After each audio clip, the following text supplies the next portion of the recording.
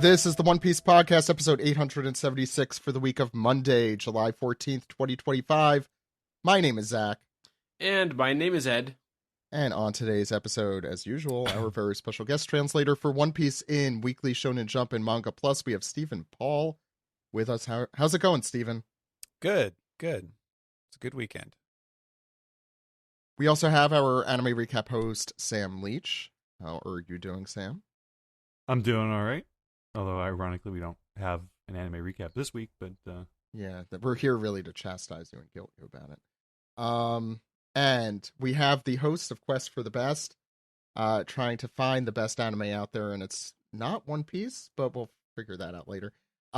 We have Miles and Geoff on the show. How's it going, guys? Miles, you could go first if you want. How's it going, Miles? I'm glad to be back. Every 18 months or so, I wander onto this podcast, and it's always a good time. And Geoff?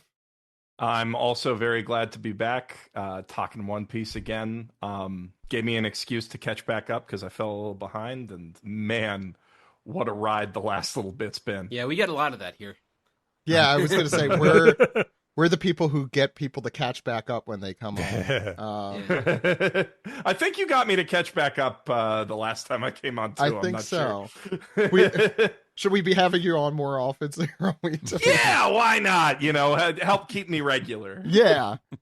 Just take some fiber supplements. Yeah, it's just like it's One Piece. We're your One Piece fiber supplement. Don't quote that or use that anywhere. So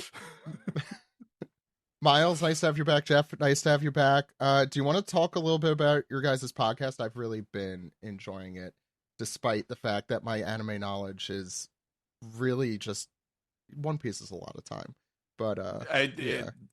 One Piece can be your entire life, and I don't blame you for that, man. It is. I just met up with a friend who's like, I'm sorry, Miles, I haven't been watching much anime, but I finally started One Piece, and I'm on episode like 550, and I'm like, that is more of an anime fan than most people could ever hope to be, and you've probably watched more than me in the last month, so like, don't worry about it. Like, also, I remember when I first started One Piece, this would have been like summer of almost 20 years ago now.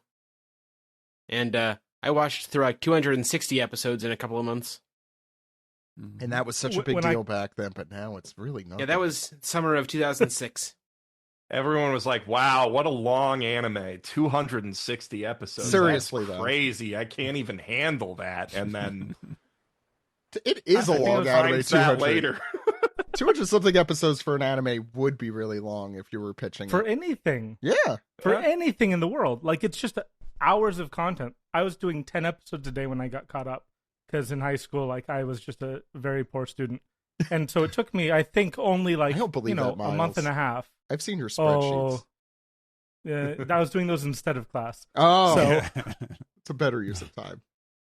But it's just, One Piece was my life in high school, and then it's been just a constant like background radiation of how my brain works ever since. And so, like, I thought I actually had to get caught up, and I only had like 15 chapters that I hadn't read.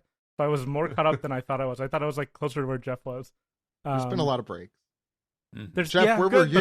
Good for Oda. Yeah, I mean, I'm not Sure. I'm not mad, honestly, especially because these 15 chapters that I read to get caught up for today felt like an entire like emotional arc. It's like, always good having you on the chapter. podcast, Miles. It's been almost, I think, 10 years since we first met you. It was one of the last Otakons in Baltimore where we first met you, I think.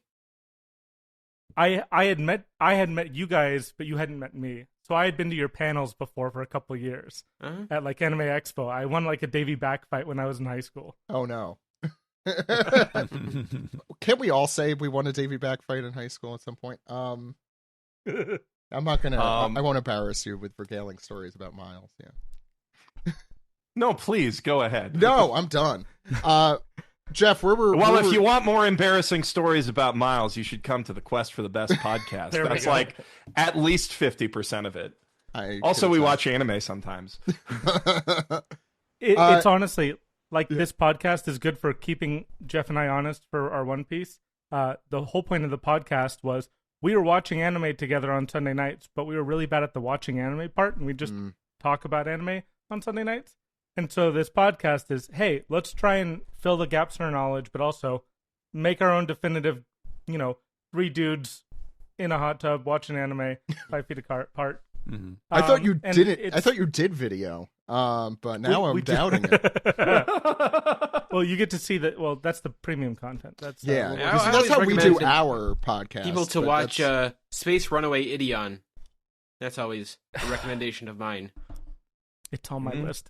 It's so high up on my list. I keep being told that I am the perfect Tomino-pilled brain that is susceptible to it. Yeah, I will. Ideon is for people who didn't get that War is Bad from Gundam.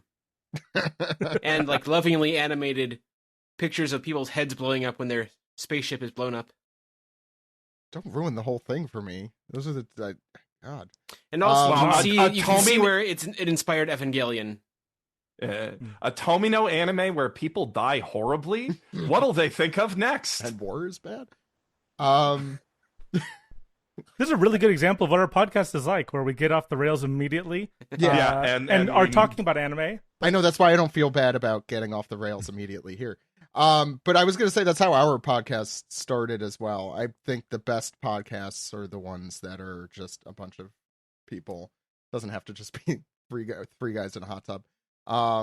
Just discussing what they like. Geoff, where did you leave off in One Piece? Do you remember? So Elbaf had just started. They were in the Lego castle. I think they just busted out, and I was like, okay. Well, I went back and I reread from the start of Elbaf just to get back into the flow of it.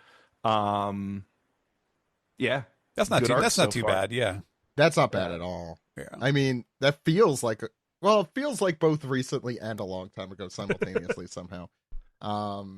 Yeah, I mean, it was like a year ago, but it's only 30 chapters.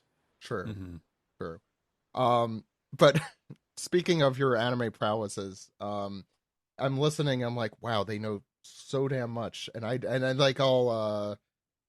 feel like, oh god, I'm just so out of touch with today's youth and all that. But also, I know it's your guys' job, so I have to keep that in mind also. Because you watch, Geoff, you watch how much anime per season? I mean, this last week, bro, let me tell you, this specific season of anime is insane. There's 20 different sequels, and at least 11 of them are high profile, worth paying attention to anime. And then on top of that, there's something 40 new anime. And I've got 16 of those on my recommended list. Another almost 20 in the bargain basement, my bonus recommendations. I don't watch much new anime these days, but actually, it's kind of weird to say, but my therapist had asked me if I had seen Apothecary Diaries. Oh yeah, that one's classic. Yeah, if you haven't checked it out yet, you definitely should give Apothecary Diaries a watch. That's just wrapping the second season, or I believe maybe this week. Or if it didn't end last week. But yeah, Apothecary Diaries is great. If you like mysteries, it's one of the best written mystery anime the last decade. Maybe more. I was gonna say I adored the Panty and Stocking premiere. Yeah, I heard you talking. Oh man, yeah. Finally new Panty and Stocking. I'm I have never been more happy to see a beloved world-changing company go bankrupt. I went into it can I still enjoy Panty and Stocking? Is it cringe now? And then I watched that one episode and I was like, oh, this is hitting. My brain is going crazy because not only are we getting a new Panty and Stocking, we're also getting another Spaceballs. And those were two things that teased sequels that I'm like, those are never gonna happen. Never in a million years. Well, with now we get both of them. Akira live action movie that totally is happening now. No, that no, I know it's specifically got canceled. Yeah, right. Okay. Yeah. Wasn't it a couple years ago we actually got the Tatami Galaxy sequel? That's right. Yeah, that was crazy, and no one knew about it because it was not promoted or marketed at all. It is on Disney Plus Hulu currently in America. Yeah. So today we're gonna go through Chapter 1154, Can't Even Die. I will leave the jokes. Can't you do anything right? Wow. Hard. Ed, hard on babies not being able to commit suicide. Writing that down. Anyway, very excited. I mean, we should have gone with the Loki Batboy image the other week. Should we have? I don't know. I spent a lot of time at the grocery store checkout with Weekly World News as a child. Yeah. Well, you could check those. So, before we get started, you could check out alternate art, including that great one that Ed mentioned from Steve from last week on our Patreon. We also, our big Patreon news of the month year is that we are starting a monthly sticker club where you could get Steve's and everyone else's wonderful art. Once a month you choose which one you want. What is this, Venture Brothers? Yes, exactly. And if you want to join now, you get a free, along with it, you get that Loki Thousand Sunny picture of what Loki would look like if you were next to Thousand Sunny. So please do. Floaty sidecar. Exactly. So that's patreon.com/One Piece Podcast. With that out of the way, though, why don't we get into the manga?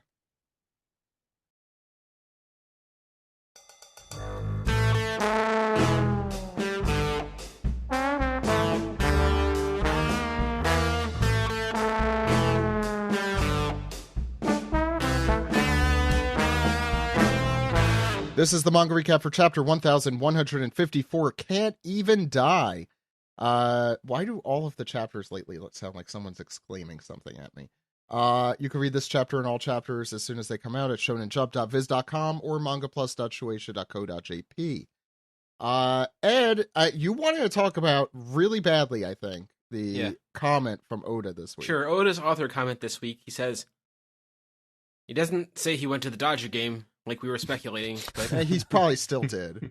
But yeah, maybe you'll talk about that later. But he says here, I went to a Hyde show. It was my first time experiencing the sense of the unity of death. Sounds like he's been hanging out with Anno. The production of Darkness was beautiful, and I don't know if it needs to be said, but Hyde was the lead singer of Dark on Ciel.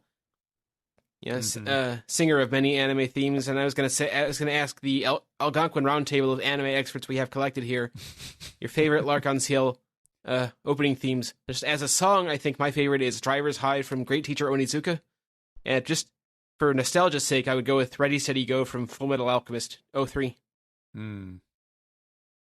What? Really good picks. I need some other candidates here because I don't know them off the top of my head. I really like Daybreak Spell from Gundam 00. That's a great one. I've never seen that. That is a series I've watched way more of the openings than I've watched that series. Probably the best way to experience it, honestly. Yeah, it's good. It's good. It's just not as. It's not a UT anime. Yeah, I don't know. Lark on Ciel seems more like a Gundam Seed kind of band, just based on aesthetics. Absolutely. Yeah, it really does. Yeah, I think for me it's also Driver's High and Ready Steady Go. Like, I mean, Ready Steady Go hits that deep nostalgia, and then like, man, Driver's High is just it's a really cool opening, and then also a really cool song. Yeah, not many anime openings start with a flushing toilet. But I mean, the use of like the revving engines in the audio track itself is a really cool compositional technique. It's just a cool song. It's a really cool song. I do like the FMA song, although when it comes to the original series, I don't think it holds a candle to the Asian Kung Fu generation. That one slaps. Oh no, actually, the Porno Brady. That one I love and is very underrated. The song, the Adult Swim run ruined Ready Steady Go for me because it just like overplayed it completely. It's like what we go, like what happened with that, and I think it's I think it's my least favorite of those 03 openings. I'm gonna pick I believe. I just was making sure I'm right. I'll pick an unpopular choice, and the only good thing about the Conqueror of Shambhala was the Lark and Seal song. I do love that opening, or whatever you call it. I guess. I mean, I wouldn't say that's the only good thing about Conqueror of Shambhala. No, I mean it looks nice. It's also like I haven't watched it since I had played the DVD like back in years ago. Yeah. You know, like then. Yeah. Was it better? Okay. It's infinitely better than Sacred Star of Milos, the other one. That one's boring. That one's, it's boring. It's stupid. It creates a plot hole. It's kind of a predictable twist. I mean, but the thing is, it's the first time they've experienced that twist, and retrospectively, it makes them look really stupid for not figuring out the exact same twist in the main series. It has the shonen movie issues. Yeah. Shambhala doesn't. Also, Sacred Star of Milos is longer than you think it is. Oh God! We saw that at an Otakon, I think, Ed, and I remember and we interviewed the director for our podcast. The director, which I would have passed along your thoughts, Jeff, if I had a time machine. One day. Full Metal Podcast, still out there somewhere.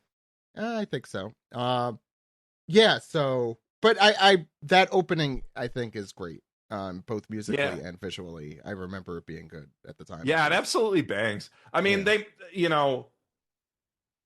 Larkon Seal technically has like the closest association with FMA of any band, just because they've done theme songs for I think all of the series, or no, they didn't do one for Brotherhood. Yeah, they did do one for Brotherhood somehow. Oh, those are all fantastic openings too.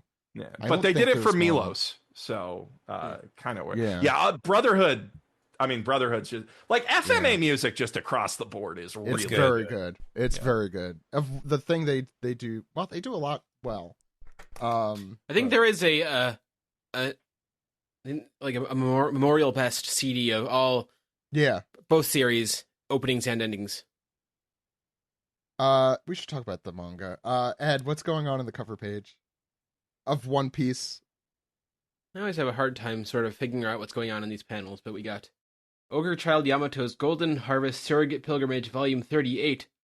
Go pay your respects at the grave of the hero, born in the West Blue and raised in Ringo. And we got, obviously, Hiyori and Kiku and Yamato there. And page 1 and Ulti in the front. To be fair, page 1 you can see his hat. Yeah. So is this Ryuma? I think so. Yeah, this was his grave. That was the one that had all the weapons outside. Yeah, you did a better job than me in figuring that out, Ed. But wait, I don't think we knew that he was born in the West Blue. That's interesting. Yeah. That's kind of makes sense given like if the wanted. Oh, the monsters. Oh, right. Yeah, that might is an indication it could be. The West Blue. Yeah, because he was just hanging out in like the western town there. So yeah, but I remember they had to. That's why Zoro had to give Hiyori the sword back so she could put it back in the shrine.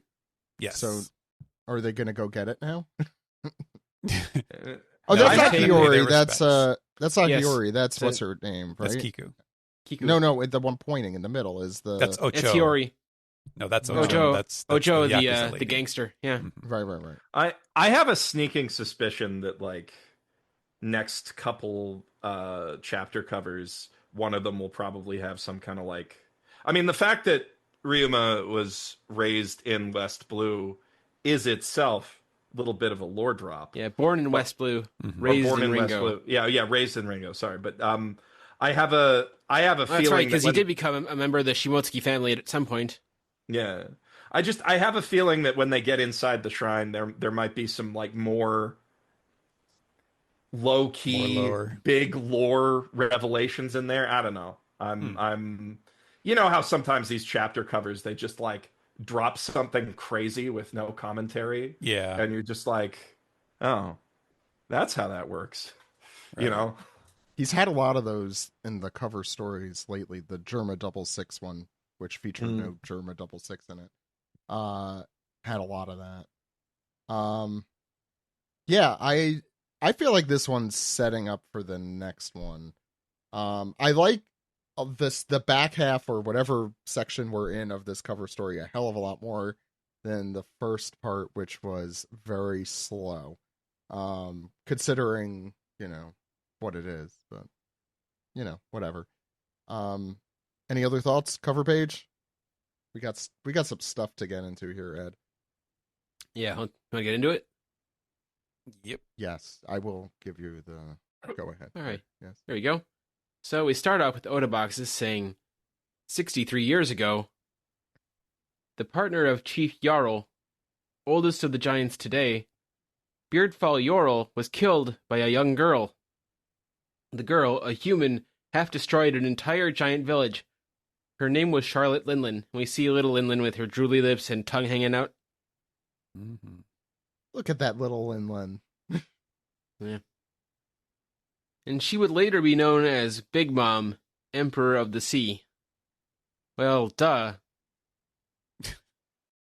As it happened, in that very same year, Elbaf was afflicted by disaster after disaster, fires, gales, and cold snaps that affected their crops, and poor fishing hauls as a result of the extreme weather that brought this normally fertile land to the brink of starvation. So yeah, through this, I mean, I guess there's not anything super particularly interesting happening other than freezing giants. I mean, it's like I'm kind of interested, and it's lucky we've got the translator here. Yes, Stephen. Because so partner of Chief Jarl, that could just be partner in crime. They could also be husbands. I mean, yeah, I don't think we ever saw like a Mrs. Beardfall or Beard Hill. So yeah, well, Jarl does have a great granddaughter or whatever it is. Yeah, that is true. That doesn't mean anything. Yeah, Come granddaughter's on. granddaughter. Yeah, but yeah. They got the same last name, right? So I believe they were just roommates, and they have different last names. They were roommates. They have different last names. What's it's Jarl's Beard name? Hall. It's Beard Hill and Beard Fall, and also I don't know yeah. which the surname is there, but It's an epithet. Yeah, this is an epithet for both of them. Yeah, I mean that's But- what Yeah, the it's like beard's Dory and Brokey, Giants don't have family names. They are mononymic.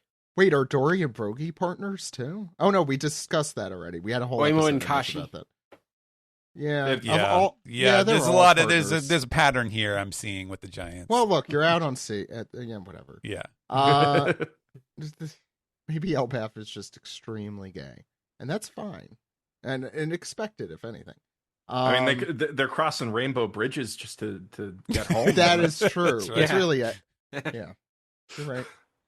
What am I saying here, Ed? What's on the next side of the page? I mean, would you want to fight anyone for 100 years otherwise? It's true. yeah, exactly. You're right. It is. Is there That anything is more love. gay? Yeah, is there anything yeah. more gay than fighting another man for 100 years? Does that fit as a title? It's like an isekai title. Yeah. Go ahead, Ed. It just reminds me of that line from 30 Rock I think I mentioned a week or two ago. It's like, sex with a woman? How gay is that? Win sex against a man? How straight is that? It's as straight as it gets. Anyway, so this looks like Queen Estrid's chambers.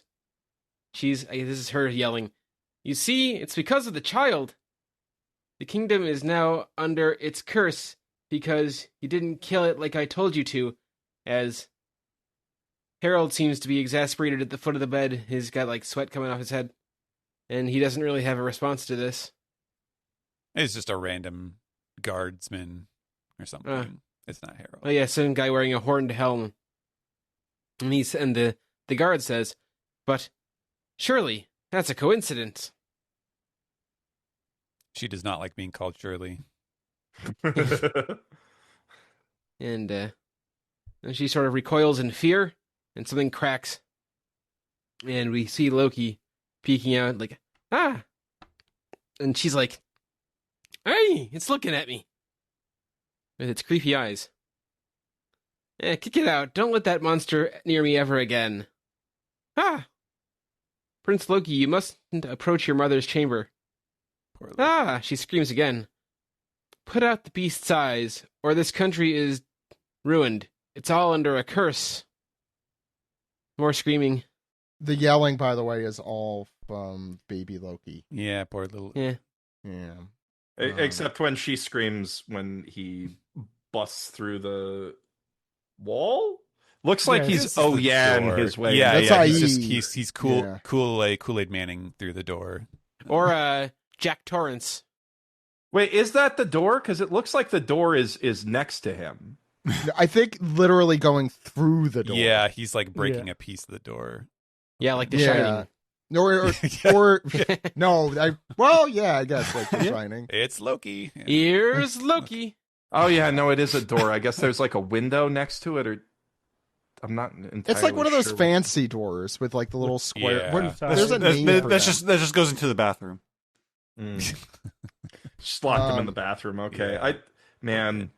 Poor Look, baby. I'm gonna try not to get emotional, despite the fact that it is a baby crashing through a door, which also would elicit a similar reaction if my kid literally. Yeah, I mean, I can't burrowed their blame way her on through a that door. one. Yeah, yeah, it's not even the awful mom thing. But anyway, I mean, I wouldn't say it's looking at me as the problem. I'd say no, it just went through the door.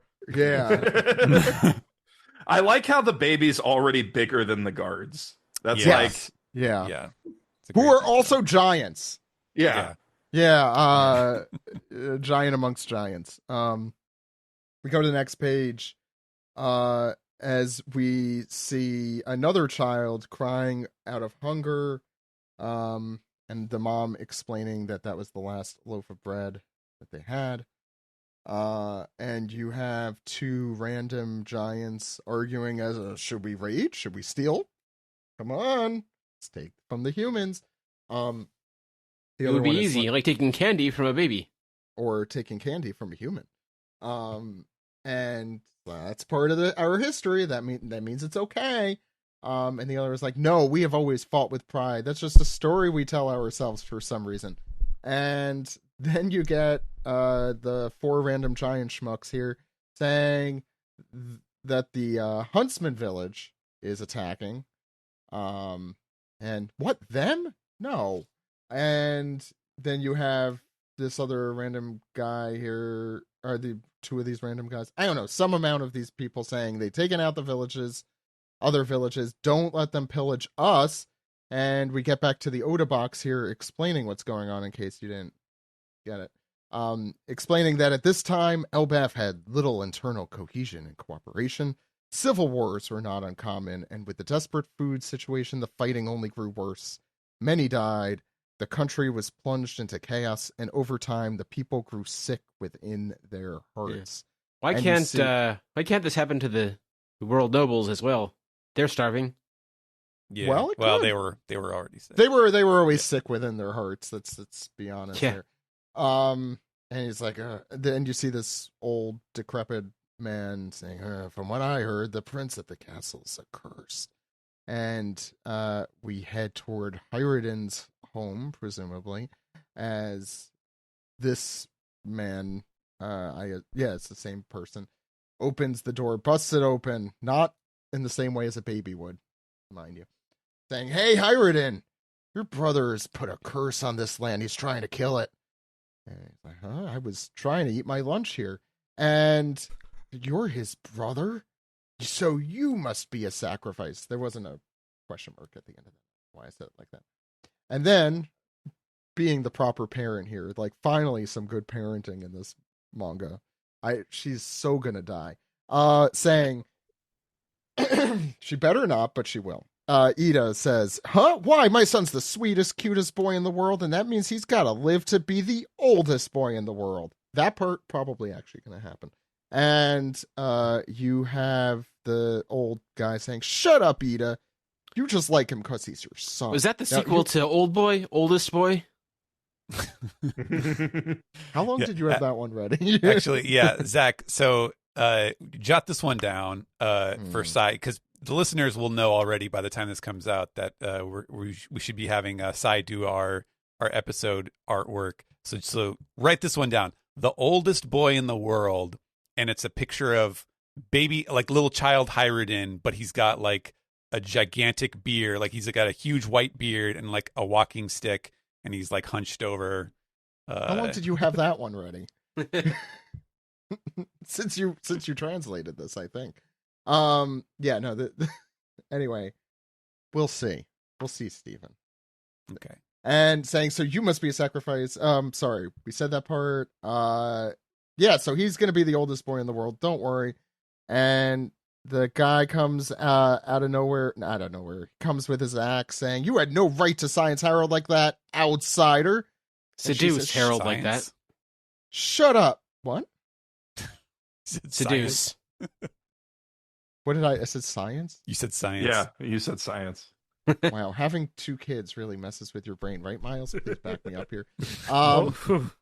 Thank you. That's an affirmative. You have no right to conduct your science experiments here, Ida. I mean, technically, they did some biology studying. It's, Yeah. That is. Love is a form of biology. Shut up! Love has no borders. And Hyruden says, "Don't touch my mom," ready to fight with, I think, a sword that he has somewhere. I never noticed the little in the scene where he's got her by the throat, like the little tiny Hyruden in the background with his like little mole hands. He is the sweetest, cutest boy in the world. And the hand comes down, and who is it, Miles? So then we see King Harold's massive fist come through. "Don't make me pound you," the king says. "King Harold," they cry. Hyruden screams, "Daddy." Ida's also happy, screaming his name. And then the king says, "Why did you turn on one another, my brethren?" And everyone's like, "Your Majesty." Everyone's kind of in awe of the king. Now we got a really nice spread going on. And so the King Harold says, "In the same breath that I heard about the birth of Loki, ... I learned that my kingdom was suffering from starvation." Gosh, he's such a cool king in some regards. "I went at once to all the countries with which we have ties, and without a single word they went and loaded up their ships with massive piles of food. Each human has but a tiny body, but together they banded together, country after country, and brought enough food to fill our giant bellies." And you see all the giants with their faces kind of aghast at what they've become.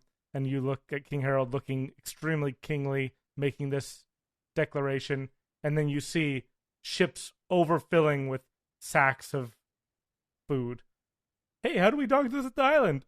"Yeah, it's enormous." "Let us savor the food they've brought us," King Harold says. "And when in turn they need our help, let us give it freely. The world we've lived in is so much smaller than the real thing." Which, fantastic line. That's poetic irony there. Yeah. Beautiful page, beautiful writing. Do you think that Oda is making commentary on USAID? He might be making commentary on a lot of things. Yeah, the world will get even smaller again if Luffy has his way, I think. Yeah, it may not be a direct reference, but the line is certainly short between the two topics. That's for sure. Yeah, I also want to note this is our first time seeing Harold, I think, at quite this age range, right? Right. That's right. Looks, Kaido-esque. Is that just me, or is it the eyebrows that make me think that? The comments have said that a lot. It's his the sleeve on his chainmail looks like Kaido's tattoo. Yeah, it does have like the dragon scales. Yeah, I mean the whole vibe. Yeah, I mean they both had horns too, right? Yeah, we're still figuring out what the lineage. We don't know Kaido's like where he came from originally, right? He's got to be like some sort of like like if he's got ogre. horns, he's probably some kind of ancient giant at least hybrid descendant of some kind. I mean, or it's before he had dragon power. I was also gonna say though, like you don't know what's relation, like at the end of this chapter we'll note, and what's just Oda drawing things the same kind of way. Because it could totally be like this is a badass 50-something in human year old he might just have an archetype. I feel like the horns have to come from a shared lineage, I think, somewhere. Yeah, like how we haven't seen anybody with wings who's not like in some way connected to the Skypians or Lunarians? Yeah, the Lunarians, yeah. So like Sam. This is what the equivalent of 50 years old, just to fill that in. Harold is like human 50, so he's now a bit more of a refined king. He's no longer the kid, the upstart he was last time we saw him in the last chapter. Yeah, you can tell he's learned to give speeches because he says words like brethren. Man, Oda sure loves that arc of like rowdy, shit disturbing crown prince turning around and becoming like an upstanding citizen by the time he hits middle age. Yeah, there's a lot of Oden in this flashback. Oh my god! Sure. Yeah, we'll get there. We'll get there. And Kyros was kind of that way too, but he had other issues. Yeah, true. Yeah, I mean, he did become a toy, which is slightly different. Sam, rowdy men softened by fatherhood, and a good woman, Speaking of good women, Sam, the best woman. Shortly before Harold's return, Queen Estrid passed away. We're seeing a scene of her funeral. Classic memorial portrait with the ribbons on it. The Japanese style. Mm-hmm. And to her dying breath, she spitefully blamed the kingdom's ills on the curse of Loki, her own son. And you see Harold keeling over and crying. I don't know which mix of emotions he's feeling, but he's still kind of hurt by his situation. Although he would not have seen Estrid at her worst. No, yeah, I don't think he would know. And you kind of get that idea with what happens next. Mm-hmm. But then, like you can sort of like either he's sad that his wife died, even though I think his heart was more with Ida. But you could also be sad, like having heard all the things that Estrid was saying about Loki or something. They're all on very good terms with each other, given. Well, we'll get there. Go ahead. Naturally, the people believed that the curse was responsible for her death, and but Harold does not seem to be getting that memo because he's like, he's holding Simba up, he's going, "Loki, my son." And then there's something just funny about the way that he's like, he's just kind of ragdolling in his hands, like he looks like he's about to eat him.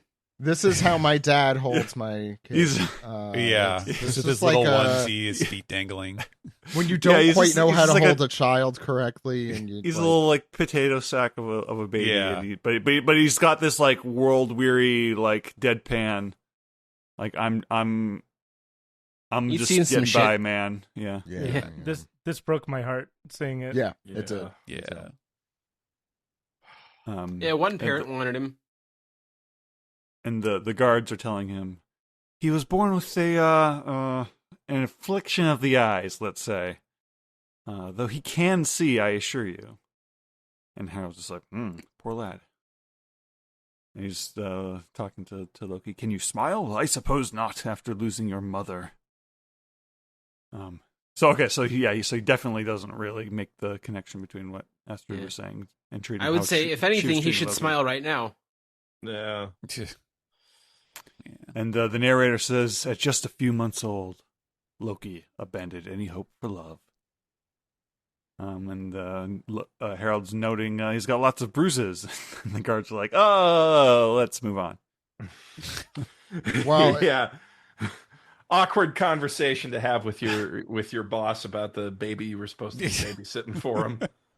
Yeah, to be fair, that I feel like that solidifies that Loki did not know what was happening. Why is everyone talking about these bruises?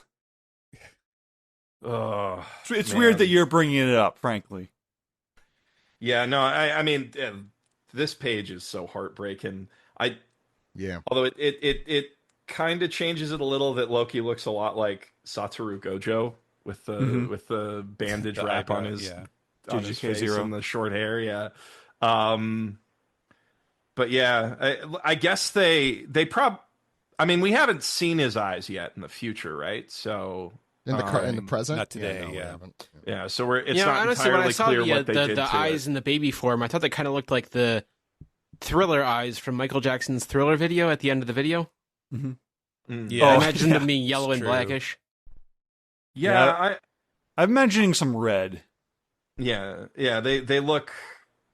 Yeah, like they're glowing or something. Like red and yellow and black. They're kind of. Yeah. We get a little more. I mean, they say demonic at the end of the chapter, so I feel like. I mean, there's other stuff in the chapter that kind of like makes it seem like he's demonic to some degree, but we'll get there. I was wondering if like the bandages were going to mean that like he removed his eyes or something, but we see him with the bandages off again later in the chapter. Yeah, he was just smoking that volcanic shit. That's all.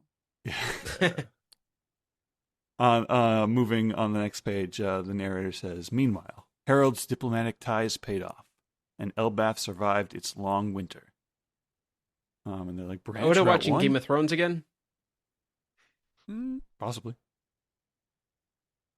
Harold says, "That's right. It will promote friendship and trade between villages." Or branch route? What? Yes. Yeah. The tree stuff. And the narrator says, "But between rebuilding the shattered country and his many foreign trips, Harold was tremendously busy, and so the care of Loki fell to his regent Estrid's elder brother." And we see we see Estrid's elder brother kind of hanging out over Loki's shoulder, just like, "Horrid thing." With like his, I'm sure he'll be great. Oh no. It's got like a flat top and a big bushy mustache. What kind of haircut is that? Yeah, it's got the Yeah, sort that's of, the worst part about like the mustache that, is like yeah. curling up into his mutton chops. Yeah. Let's remark on the hair. But the chin is bare. Estrid's family just does not seem like it's all too welcoming to the young ones. No. You know, Not at all. they remind me of Robin's what was it, aunt? Oh, her aunt. Yeah. Aunt. Because that's they Roji, kind of yeah. they treat her the same way in what is like 6 or something then, right? Yeah. Awful stuff. Yeah, they better not get a real child to voice Loki. Or a real baby. Yeah. And then a change of scenery. This is Ida's bar. I know. I think I'm assuming that this is the bar that like Shanks was hanging out at right before he fought Kid. It's like the same style of location, same building. By the way, And I love her grog apron. Oh, that's what it. I assumed it said grog. It said frog. I figured that she was. I thought just it said hippo. I figured she was just repping the ROG Asus brand. She's got a little Frog ally. Yeah. Well, you know what that isn't? That's not a hippo. That's what Gamer Ida. Fine, I'll write it down. And so we got Haruden in one of the bubbles here saying, "It's dangerous down here. It's the underworld." And Ida saying, "No, the sea serpents Separates. The sea separates us from the underworld. The beasts can't reach us here." And so it seems like a tidy little place to settle down. And she's pouring some ale out of a barrel where the handle is an axe. That's a cool. That's sick. That's such a sick design. The lever. Yeah. I want a beer barrel like that. That's so sweet of you to be worried about me, though. You're gonna do warriors training with Elbow in the Western Village, right? I'll stop by on the way home. Fishermen, the shipwrecked, pirates, all comers, welcome here. I look at her squishing her son's cheeks like that. It's cute. Mm-hmm. Yeah, she's very. She has this very like exaggerated, like doting. She's already towards one of my favorite Haruden. characters of the series. She's and rocketing up there. And Harden's just always kind of like. But her huffing, son's like, a pirate, so I don't like her chances. Like, I'm not cute. I'm handsome. And I hope this helps Harold somehow. It's her last thought on this page. I know we talked about it last week that like within the continuum of female characters that Oda designs, there are women that he draws that are supposed to be hotter, but like Ida's the one you put a ring on. She's the real catch here. Yeah. Great. She's got mother. the X factor. Yes, absolutely. Oh, what a sweetheart. And then we go to Jarl's home in Elbaf 56 years ago. So we're jumping forward in time, and he is talking with Harold out front. And he's saying, "So you were there for the incident at the Reverie, Harold." Another incident at the Reverie. And he says, "Yes, I asked a fellow royal to help me slip inside as a soldier, but in the end..." Slip. Yeah, right. The council would not hear me out. I was laughing about that. I wonder, why that disguise did not work. But if not for all the uproar about that murder, I might have been imprisoned. So once again, we have some kind of drama at the Reverie, and along with people trying to argue their case to be a member of the world government and so on. How many times do we have to have a reverie and someone is murdered until we realize we shouldn't have a reverie anymore? Mm-hmm. So Jarl says, "If you were lucky, you'd only be in chains. That was reckless of you." And then, just kind of out of nowhere, says, "Say, have you ever heard of the Galela Band?" And Harold says, "That group of hardy giant shipwrights? Hammer-wielding warriors, right? I thought they were a myth." And Jarl says, "No, they most certainly existed. They traveled to distant shores and sent a letter back to Elbaf from afar. It said, 'We have all been taken prisoner.' Can you believe that? Who could possibly capture 100-strong company of our kind, with ancient giants among them to boot?" And Harold says, "You think the world government did that? It's clear that we had a great enemy at some point in the distant past, but all of that history was sunk under the sea one day. My point is, your failure to win them over might not be your fault." And Harold takes a sip and he's like, "Some ancient enmity?" Jarl concludes, "I've heard stories on the wind about an army of giants put on ice and hidden somewhere. In any case, never forget that we have long been a threat to the rest of the world." And Harold says, "Yes, I'm well aware of that." And before I go on, I'm sure that there's lots of questions here about what's the deal with this Galela Band? That sounds kind of familiar, that name.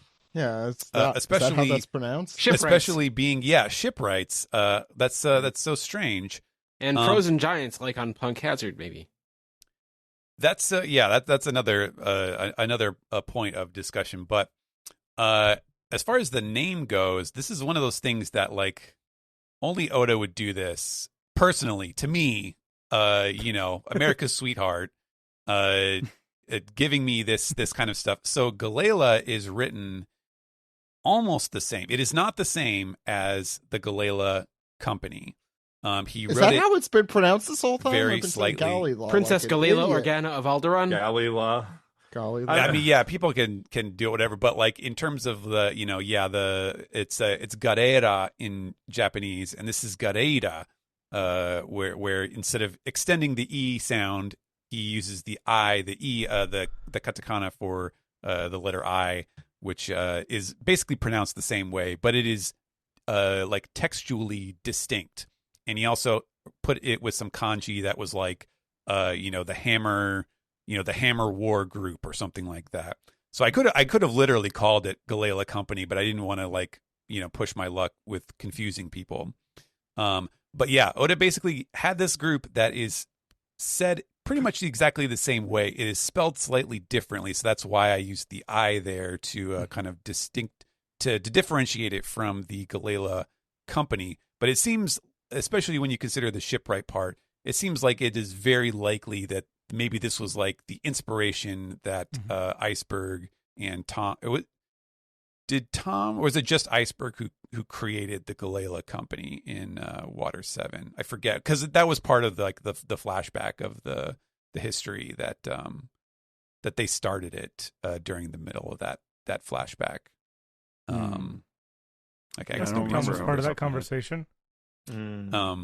So yeah, and at any rate, I wouldn't be surprised at all if that is revealed like in an SBS or whatever, that like, oh yeah, that's where Iceberg had heard about. It gets passed down as a legend among shipwrights, and yeah, something like that. It's a cool bit of in universe mythology.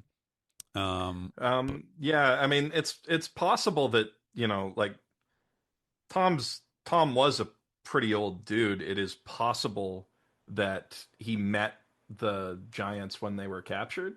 or before So they were captured? looking it up real quick, Iceberg's the only person we know was to have led it, but it never specifies like when it was founded or who founded it. Mm-hmm.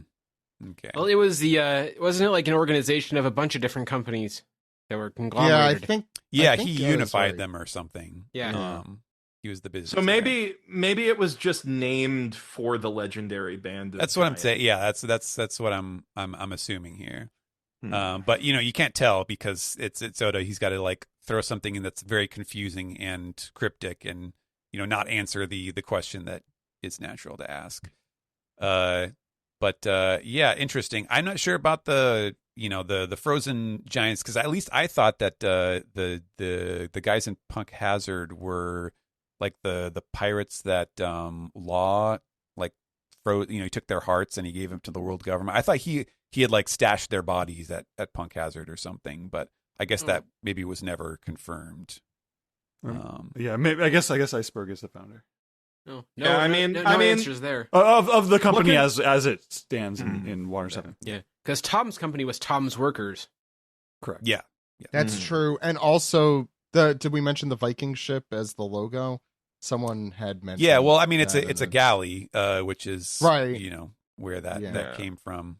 No, actually, fun fact. I wish Alex was here because he might actually remember this. But back in the day, when Water 7 was going on, that was when I was like the the weekly translation guy, since that was like way back in mid 2000s, when Viz was nowhere near that. And like there was a time there was like one chapter, because you remember they go into Water 7 and like Luffy and Nami and whoever are like kind of traveling, or they're seeing the sights in the city as they're looking for on Yagarables. Yeah, where do you go to get the where do you find the shipwrights? And they're like, oh, you want to go see the Galila Company. So you don't see the building first, and you just hear people talk about, oh yeah, the Galila Company.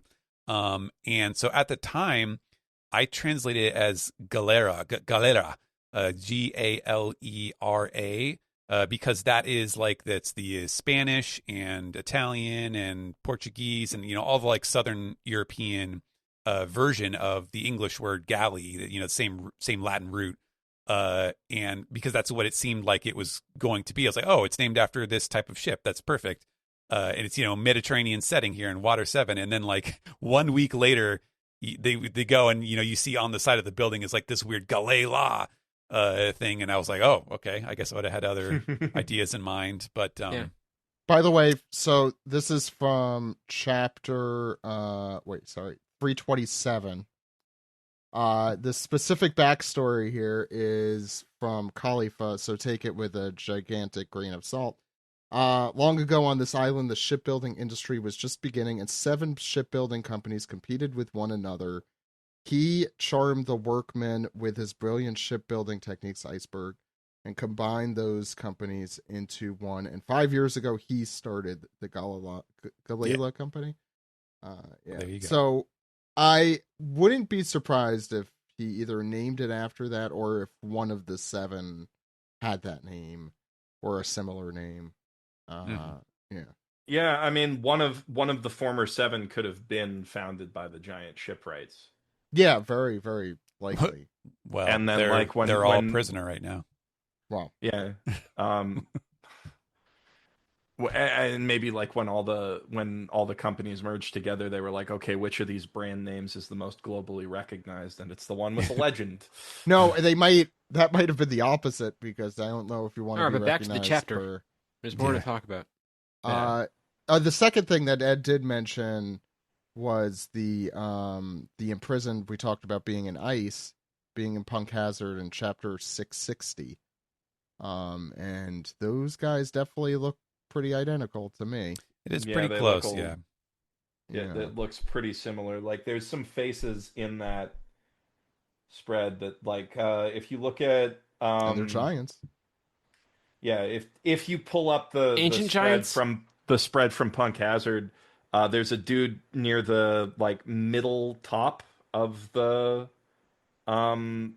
Frozen group who looks exactly like the guy who's middle top. Same jawline, same teeth. I think those are the same guys. And isn't Ors, Cool. Wasn't he frozen before Mario got him? Ors was frozen. I think That's so. why his body was still damaged from being thawed out. Yeah. I don't. So maybe Ors died protecting the rest of them.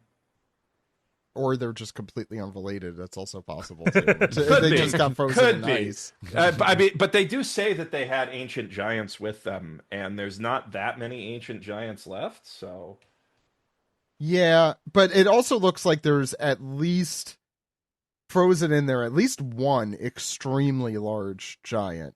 I didn't even realize under them there are more. We thought they were.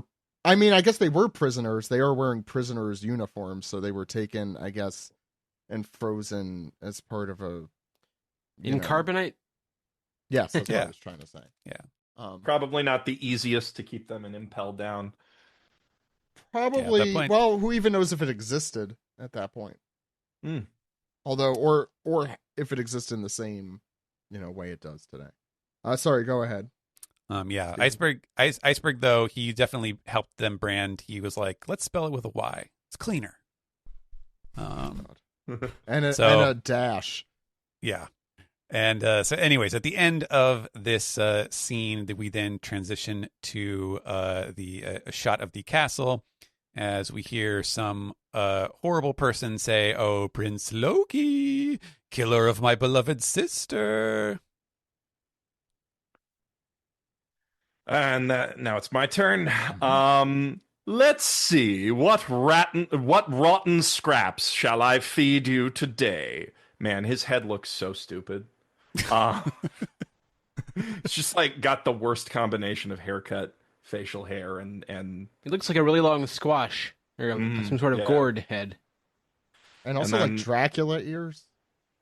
Yeah, just a real ugly dude. Anyway, so over the next 3 panels, we see Loki grow up. Next panel, he's sort of like 5 or 6 maybe. Oh no, the lucky horse is dead. And then he's a little bit older, maybe 8 or 9. Oh no, the regent is dead down in the underworld. So I guess he murdered him. He probably just tossed him off the side of a tree. Can you blame him?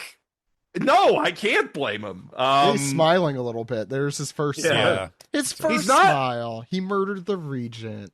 He's not smiling about the horse, though. That's, I think. No. Yeah. That was a lucky horse. He wouldn't have killed He's not a little sociopath. He just murdered the regent deserved. The very ugly man. Things just happen. Yeah, Miles. Or things just happen. Yeah, maybe the horse just tripped and fell down some stairs. And then kicked the regent down into the underworld. Yeah, something like that. I remember how that horse looked. I'm not sure how it walked in the first place. Yeah, 8 legs is too many. Was that horse from last chapter? I didn't. That's even as many as 4 twos, and that's terrible.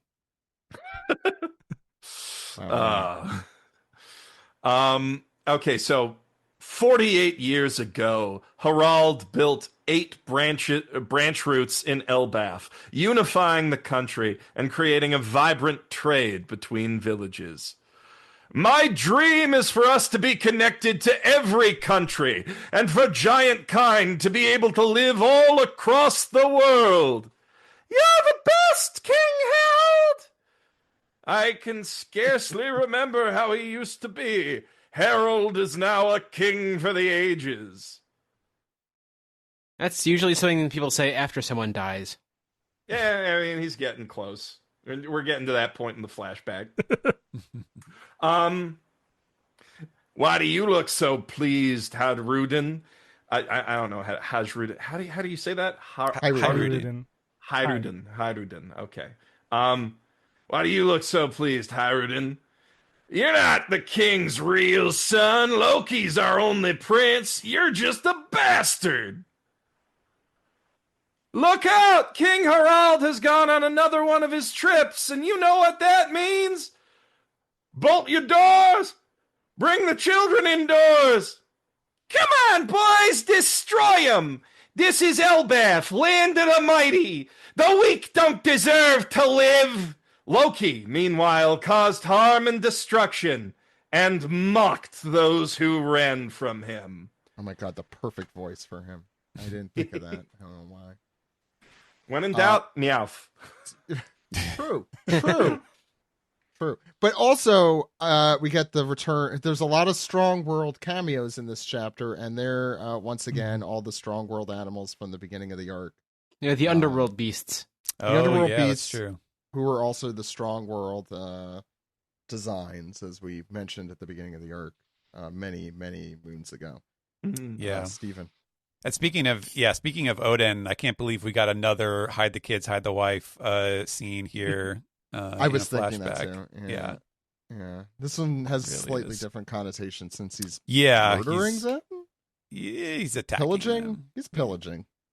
I mean, he's saying the weak don't deserve to live. So, like, it's true. We just don't see any direct evidence that he's killing. That anyone's been he's murdered. a good kid. He only murders regents, and that's fine. And maybe horses. I really don't think he murdered them.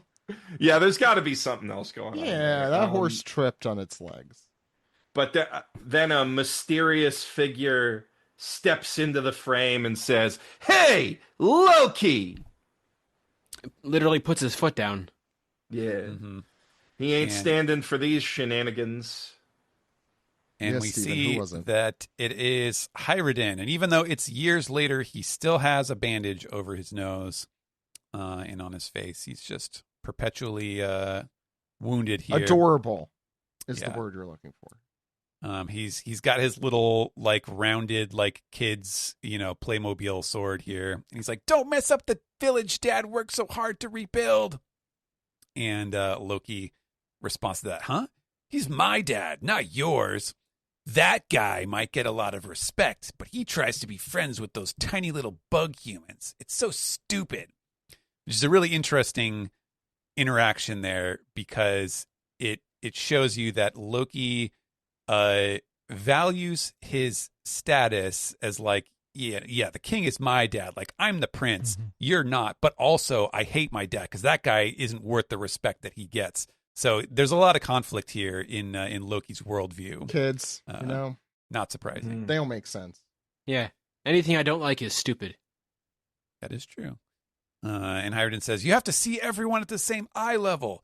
Don't think you're special just because you're big." Which is pretty much just a chip off the old block from his mama, Ida, who said the very same thing to Harold. I would also add the eye level thing is a big momism, it's a big which mom. is then a Mother Carmel reference, which Hyrden, for those who recall back during that flashback, was around with the Mother Carmel stuff. Yeah, he wasn't at the orphanage, but he was in the village. No, yeah, him and Gerd were playing with the little, Linlin, the little Linlin. Yes, yeah. So you don't think you're special just because you're big, and Loki says, "I'm special because I'm the prince. Don't talk back to me ever again, shrimp." And he clobbers Hyrden with his big old mace, knocks him down. And speaking of Gerd, there she is with her little, headband.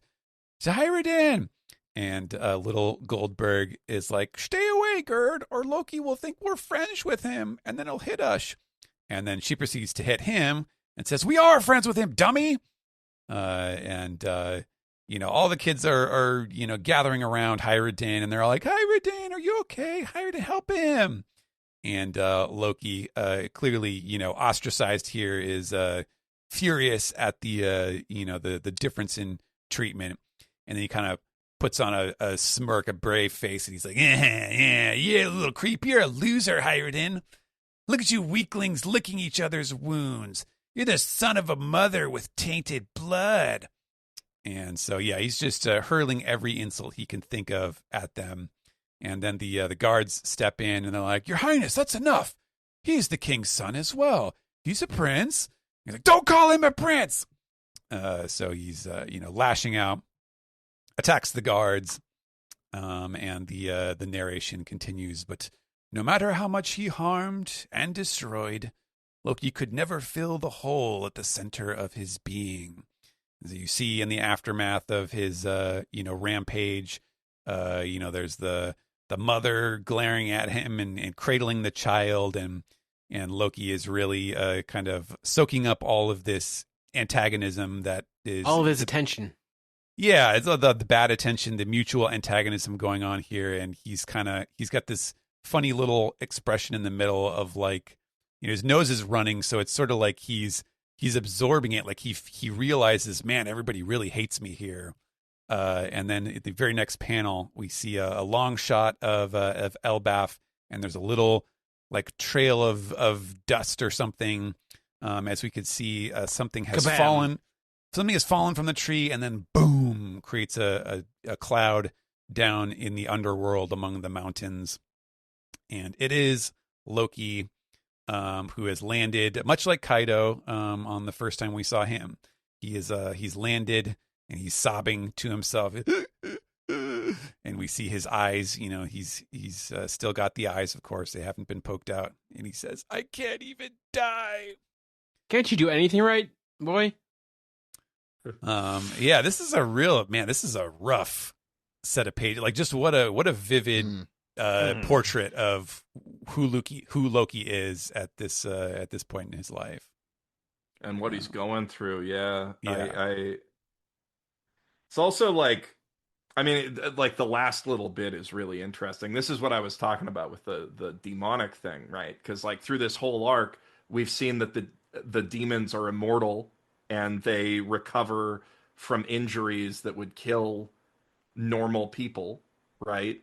And like we know specifically that falling from down to the underworld is enough to kill a giant child under normal circumstances, because that's a really important plot point of the last couple chapters, right? Last 5-10 chapters, So like, does Loki have some demon in him?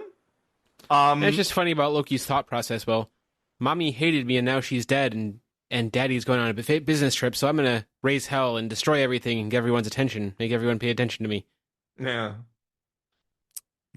It's very sad.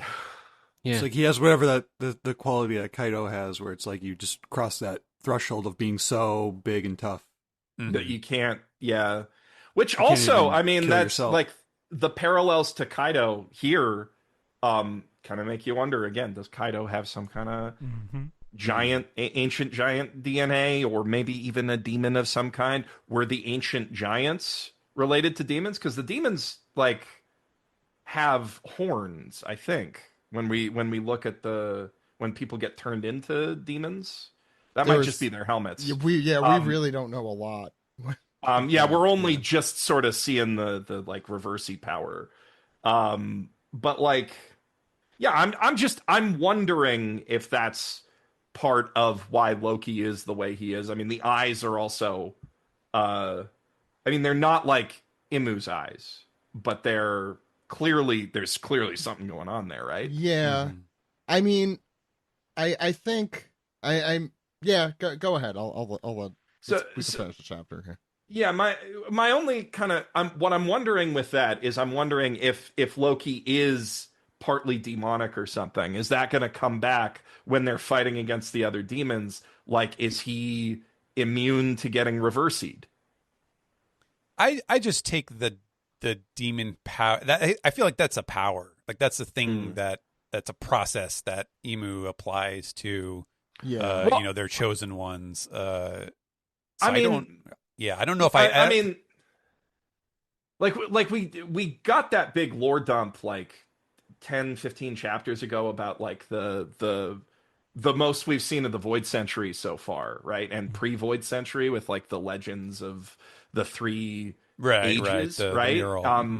Which brought up like all of those different gods, and like, so we know that all of the devil fruit powers, or we can surmise that devil fruit powers are all related to the sea god, or there's some kind of tie-in there, poetically right? speaking. Yeah. So maybe one of the, I don't know, maybe one of the other gods mentioned in that backstory is Imu, or gave Imu his powers, or, I mean, it's, they say they killed the sun and got their powers, so maybe it's something, to do with defeating Nika But you know, like, I don't know. There's just a lot of questions that I have from this one page. You know what I mean? Mm-hmm. This just raises further questions. Mm-hmm. We should move on to the next page, though, which I guess I'm also reading. Mm-hmm. All right. So as Loki is lying there, sad because he couldn't even kill himself right, we see a mountain get the entire peak sliced off of it. And someone shouts, "What's up with this island? Where do you get inland?" We see the beasts roaring in the forest. "Ah, there we go. Look, it's a giant kid. So this must be Elbath. This one looks positively demonic." Again, they're making the demon reference.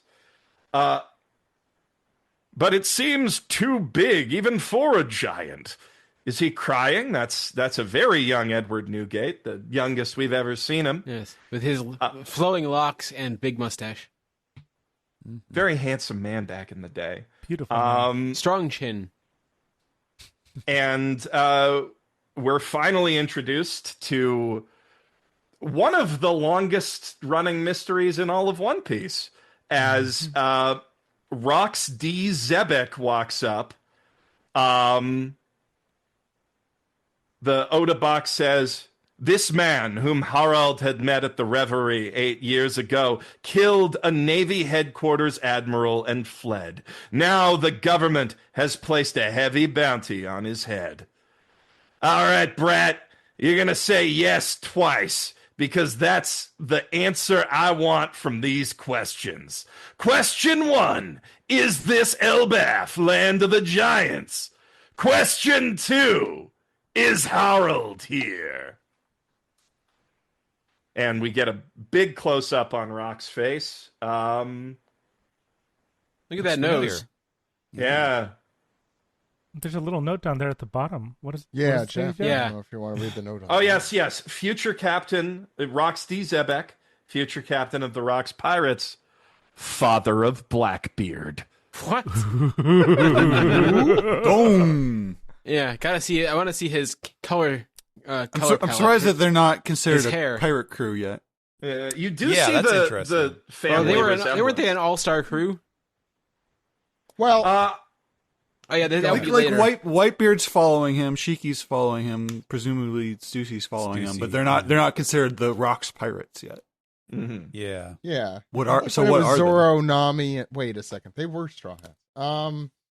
Yeah, no, I don't wasn't know like why. Captain John one of the Rocks Pirates as well? Yes. John. Yep. There were a lot. Yeah. Kaido and characters. Big Mom, obviously. Kaido and Big Yeah. Mom. Mm-hmm. Yeah, this must be Gloriosa? the early days. Yes. Gloriosa. Gloriosa. Mm-hmm. Yeah, I mean, they get much bigger. Maybe this is when, because before like all those forces joined, weren't they like a separate? I don't know. Anyway, I'm not going to talk out of. They my were all ass, but I don't know. independently infamous. That's why it was an all-star crew. Yeah, Yes. I mean we're gonna find out eventually why they're here, but it like the fact that he's asking after Harald to me suggests maybe he wants a giant for his crew, right? Like he's building the crew right now. Mm. Perhaps I would also add that they met on the. Did they say they At met the at the Reverie? Yeah, Yeah. it says they met at the Reverie 8 years earlier. This also makes you wonder about like the SBS drawing we got of what Blackbeard's seemingly sad, lonely childhood. Well, we knew he was Yeah. orphaned. Yeah. Yeah. He got picked up by Whitebeard in Jaya, right? Or something looking like Jaya. I saw someone post a panel of that moment, and I think that was there. I mean, I it don't makes more think- sense. What? It makes What, more Miles? sense. It makes more sense now why Whitebeard picked up Blackbeard as a kid. Mhm. If To see he's this if he's relationship. if he's got that loyalty to his dad still. Or if it's like, Um, or if this is a real D or not with Blackbeard. Well, that's a whole other set of Yeah. questions. Yeah. seeing Shiki so prominent here is also funny for lots of reasons. I mean, this is really like the strong world chapter for many reasons. The father of, so I feel like Rox D. Zabek has kind of been the what do you call that thing that everyone has their own idea of it? MacGuffin.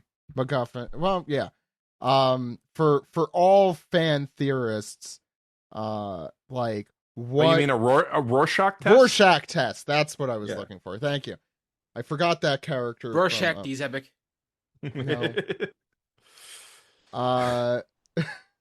Fuck was I gonna say? No, I really am surprised actually that this feels like a fan theory kind of come to life. The father of Blackbeard thing, right? I mean, Steven, I don't know. Sure. Yeah. Sure. Yeah. Yeah. So I'm kind of Oda. I feel like will never take the tack toward the obvious or like the popular, and I feel like this must have been posited somewhere. Yeah, kind of like the. It should have been more of a show rather than tell. This is a very tell moment. No. Yeah. Go ahead, Miles. There was no need to put the father of Blackbeard there, other than to just like, hey, you want to get punched in the gut one last time after reading that chapter? We're getting this out of the way so we don't have to like sprinkle it in an exposition scene later. Well, I mean, to be fair, if you look at that face, exactly. He looks exactly. No like one else Blackbeard, looks like you that. You can see the resemblance off the top. Yeah. Zach, you say that, but very importantly, I have seen way too many people online who spoiled this chapter for me before I had even gotten to read it. Of course, I'm so sorry. Superimpose. I avoided the Blackbeard's internet face. for a week. Go ahead.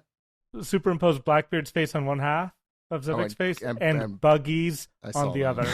Yeah. And they're like, oh, the two-colored hair is going to be black and blue. I'm like, I don't know about that, guys. I think it's a little, like, having Buggy, like, because now Buggy's the only, like, high-powered character. Yeah, like, that would be cool, but also, no. Would that imply that Rox is the son of Blackbeard and Buggy? Well, the father of, yeah. Oh. So the thing is, if that is the case, which it's not, that'd be weird because I don't think there's any value in having Blackbeard and Buggy be siblings. Like, especially since siblings don't, like, blood doesn't mean that much in that regard in One Piece. But more importantly, right now, with this revelation, Buggy is now the only high-level pirate who is not a Nepo baby. Yes. And we need more of them. I mean, like, you could argue Luffy's not a Nepo baby because he's a genetic Nepo baby. He's a genetic. Well, no, because genetically, right? Like, and Destiny may have chosen him. He would be a Nepo baby if he ended up in the Navy, but he's not a Nepo baby. Because, but Shanks would be a Nepo baby if he were a Holy Knight, I guess, if by that logic. And I don't think that's true. So. I mean, in the fan theory realm, in the agenda realm, a Nepo baby just means like you're the child of a very powerful character already, so you're supposed to be super strong just because of your dad.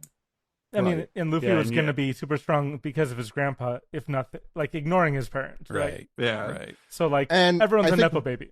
I think I could say mostly we on the podcast hate the Nepo baby proliferation through the series. That said, interesting, and I'm looking forward to seeing where Oda takes it. I'm talking on both sides of my mouth here, but baby thing, but also the Nepo baby thing. I think this twist makes a lot of sense, right? Like it explains, yes, it does. Newgate's relationship to Blackbeard. It like also kind of explains like Blackbeard's ambitions, his attitudes and stuff. Like, I'm sure he didn't have a very close relationship with his father. Maybe he did. Maybe we'll find that out. But like, you know, it paints him as more of a parallel to Luffy, as like someone who's got this familial connection to one of the great pirates. And I don't know. I think it's interesting. I think it opens up a lot of possibilities. It also justifies Rox's existence, because before this point, Oda was just like, imagine if there was a guy who was a real badass, and you're supposed to be like, holy shit. Which, to be fair, he would have hair like that. He was just a rival to Roger before. To be fair, Steven, most of the fan base did react. It worked like gangbusters, with the Marines to kill him. But also, did we mention the name of Blackbeard's ship? The Blade of Zabek or something? Saber of Zabek. I saw somebody speculating that Blackbeard's laugh, Zehaha, could be coming from Zabek. Oh my god! Oh god! I have to start spelling with an X now. Fuck that. Everyone will get that. Xihaha. That's how people pronounce it. No, but it. Miles put it perfectly in that. I believe Latin X haha. No. X Drake is obviously also relative because he also has an X in his name. That's right. What was I going to say? Oh, the blood doesn't really mean that much in One Piece. I think sometimes we are introduced to those things just to eschew them. Like, this chapter in itself is a good example because you have the stuff with Hyrutin and Loki and blood relation to, like, he undercuts the fact that, we have to create, the eugenically perfect ancient giant, prince. And then, see how this results here with the awful queen throwing her baby down into the underworld. She yeeted him good.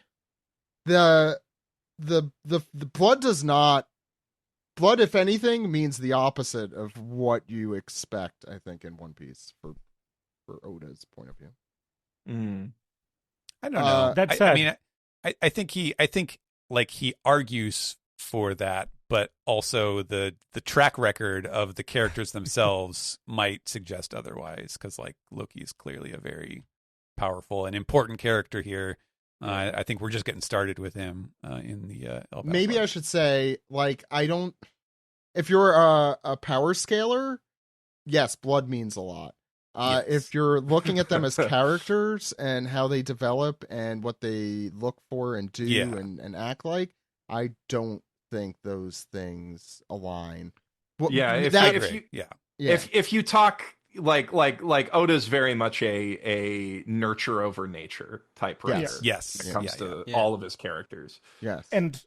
But I think in this case, Oda has occasionally undercut the blood is not important thing, but he's generally very good at it. And in this case, the blood is important specifically because of its history and tying into the so like there's a different level to it where it's not about the lineage in that like kind of direct sense. It's more about you are carrying this history within your veins as an ancient giant, like making you for Loki. For Loki, and so, for Zabek, I think that's super cool.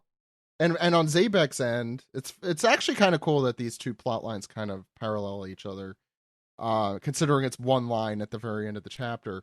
The father of Blackbeard thing, we do know his bloodline is weird. I think Saturn, Saint Saturn pointed that out on Egghead. I forget the specifics of the language he used, but that would be important for Zabek here. I'm gonna let's talk about the chapter, and then we could go through specifics. Miles, you want to go first? What do you think? So again, I'm really grateful to be on for this chapter in particular.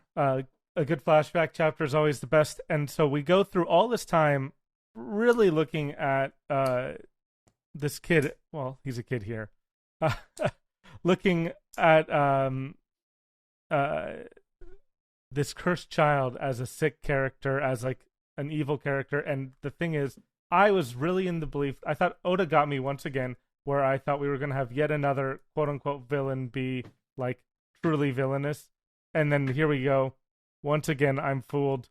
It turns out it's, the most sympathetic character of the arc. I shouldn't have assumed. I mean, I kind of saw this coming the last couple chapters we've been reading of it, but even so, this chapter really hit home. Just to what extent? Go ahead. I think the moment I was like, okay, so Loki's actually like legit, was when he was being like slowly murdered by the Holy Knights, and he was like, yeah, no, I ain't betraying my people. I ain't a bitch like that. You can kill me if you want to, and I still won't join you. I was like, okay, this guy's cool. Yeah, so he's fucked up and he's acting out. Yeah. Yes. But who half of the Straw Hats were at the time that they joined the Straw Hats. That's like fucked up and lashing out is like practically something you should put on your resume if you want a job with Luffy. And Luffy saw that. Luffy saw his CV and he was like, yeah. Occasionally we get a spandom, and I didn't think that Loki was going to be that direction. I thought he was going to be the more nuanced route, but I didn't think we'd go this far into before this flashback. I'm like, okay, Loki's a cool character. I really am enjoying Loki as a character now. I'm like, Straw Hat when? And I know I'm saying this in the like hype and emotion of having just read this chapter, yesterday or what have you. But like at the same time, it's really, or today or whatever. Hey, parenting. Am I right? Brain mush? Yeah. I spent like 4 hours today at a fairy wonderland, and it was magical for the kids. I thought you said fairy wonderland, which sounds much less exciting. Or did you say fairy? It was fairy wonderland, yeah. Zach's thinking of the boat. I'm thinking like a boat. Yeah. That's what I was thinking of. I'm like, what? No, there was like my son would love that. By the your way, brain is also mush right now. A wonderland of the I boat. said that it is. Yeah. Zach's just from New York. It's like a fairy. There's 3 different pronunciations. Oh, you caught me. Oh, you figured it out. Funny enough, we also did go on a ferry at the fairy wonderland, and was it not a highlight? It was a highlight. There were dinosaurs, and there were. I think Peter fairy Pan in characters. this case is spelled Faerie. Ed, I want to hear about the dinosaurs on the ferry.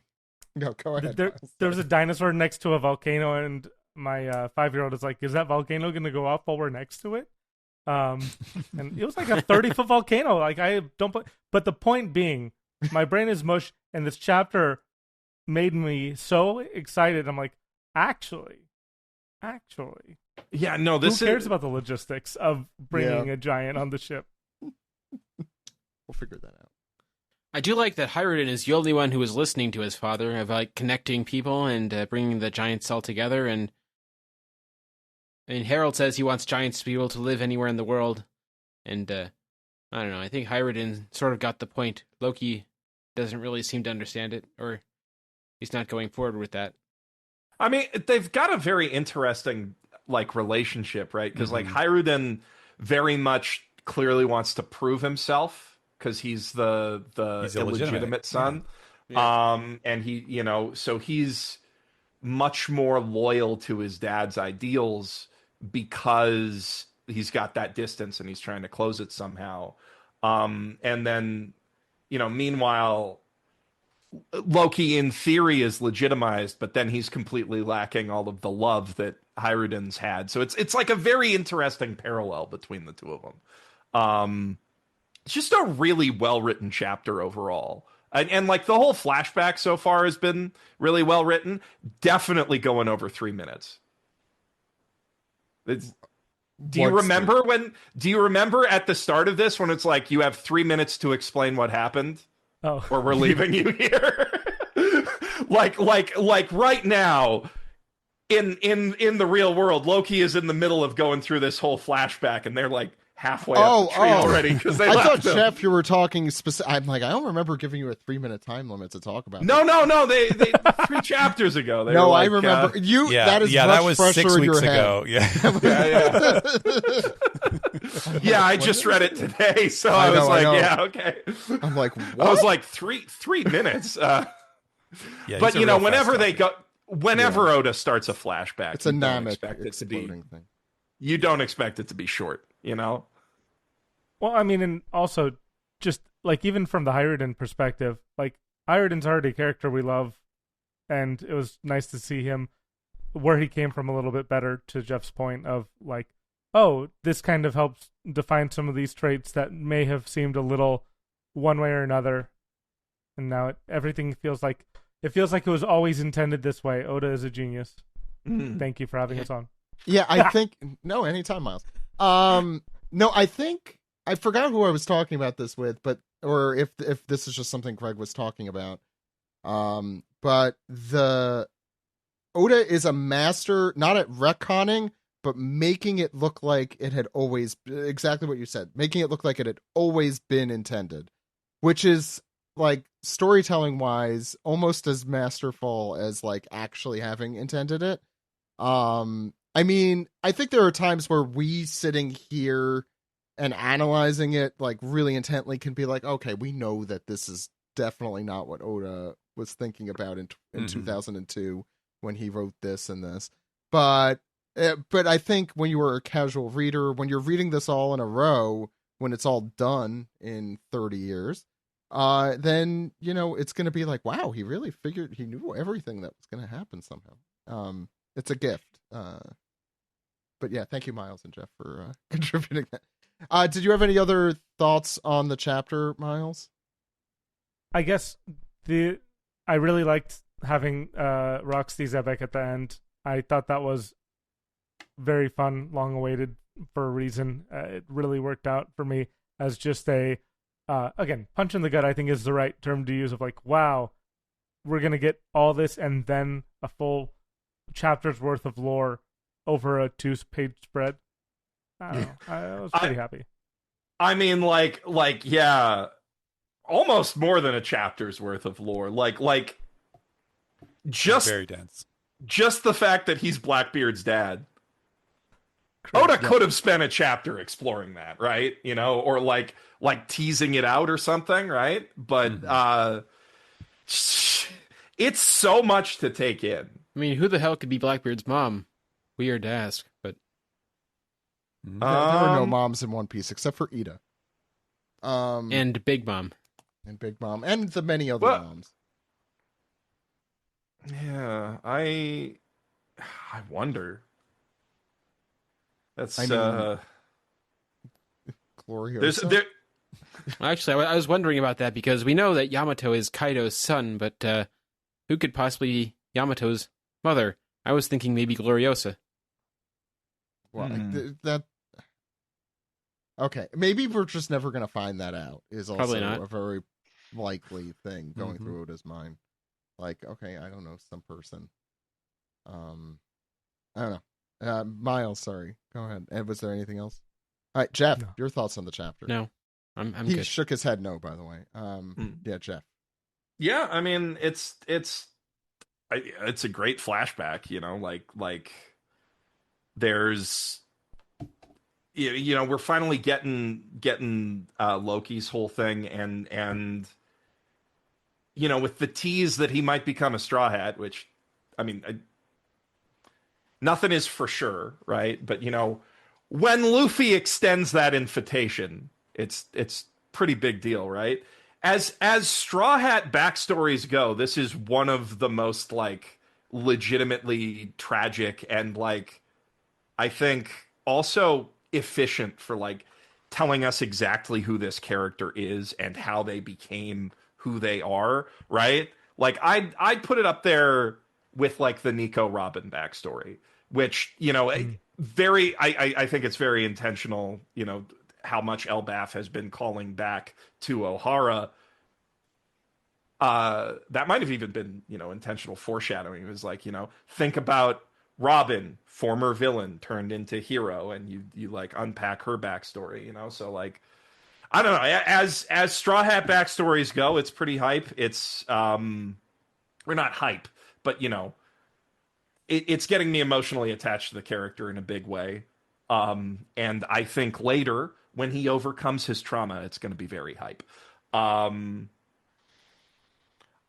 really like the world building that it does for Elbaf. There's so many like little historical nuggets in there, like piecing the timeline together of what happened off of Elbaf during, you know, the decades that these characters have taken to grow up, and Harald's, you know, reign as king, which, like, Miles and I have both recently gotten very addicted to Blueprints, which is cool Myst-style adventure game as a roguelike. And a lot of that game is like you read a tiny detail in one book that you pick up in one room of this house that you're exploring. And it tells you something about something that happened like 100 years ago in another country halfway around the world, which is the key to figuring out a puzzle that you've been working on for like 8 hours. So I'm like kind of keyed into that, and I'm noticing all the little, like the Galila thing is crazy, right? And that's such a, that gets me wondering how they inspire that. And there's like all the little things about the Reverie, who exactly did Rock's murder at the Reverie. That's probably the Admiral, right? Is that who they? Yeah, yes, but we don't know. Who was that? Admiral? Yeah, he killed an admiral, right? Which admiral? Who's maybe that's like Yamato's mom. Maybe it's not anyone. Or maybe it was Yamato's mom. Wait. Garp would have been coming up through that probably, right? So he's probably got some like deep connection to Rocks. And that stuff he did. I don't know. There's just so many, like, this is one of those linchpin chapters, Yes. This is one of those ones that, like, it's tying a whole bunch of stuff together, but also, like, raising even more questions. It's tying a whole bunch of stuff together that we haven't seen yet. Yeah. It'll look better in retrospect. Yeah, but also, like, stuff we've seen already. It's like, giving us the little,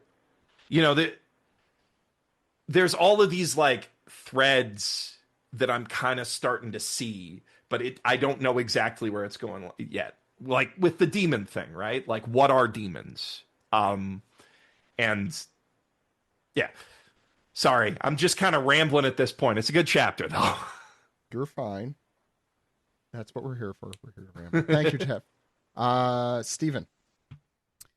This is very, very dense, and not just with a lot of background information, but just very, very solid characterization. And we did go over a lot of it. I really like the juxtaposition of Loki and Hyrodin. We talked about that a lot.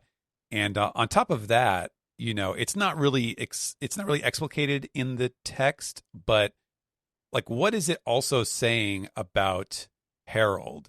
That they keep talking, that he's a king for the ages, and yet he's completely absent from his sons' lives because he's like he's got emergencies in his hometown. He hears about the birth of his son at the same time that he hears that his kingdom is suffering from starvation. Like, what?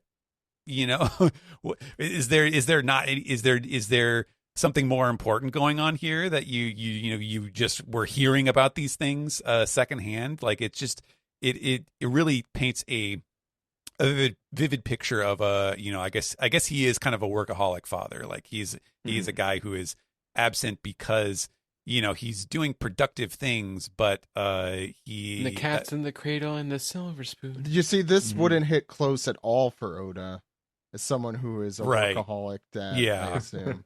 I mean, yeah, go ahead. This guy's inventing, branch roots for his giant tree. That's what Oda is telling his kids. I made up a new detail for Elbaf today. I was going to say, to be fair, Oda now works in his home at least. So I assume he gets to see his children. And he probably sees them at least like 20 minutes a day when he's doing his mandated sit-ups and push-ups. So he doesn't die. What is he, Saitama?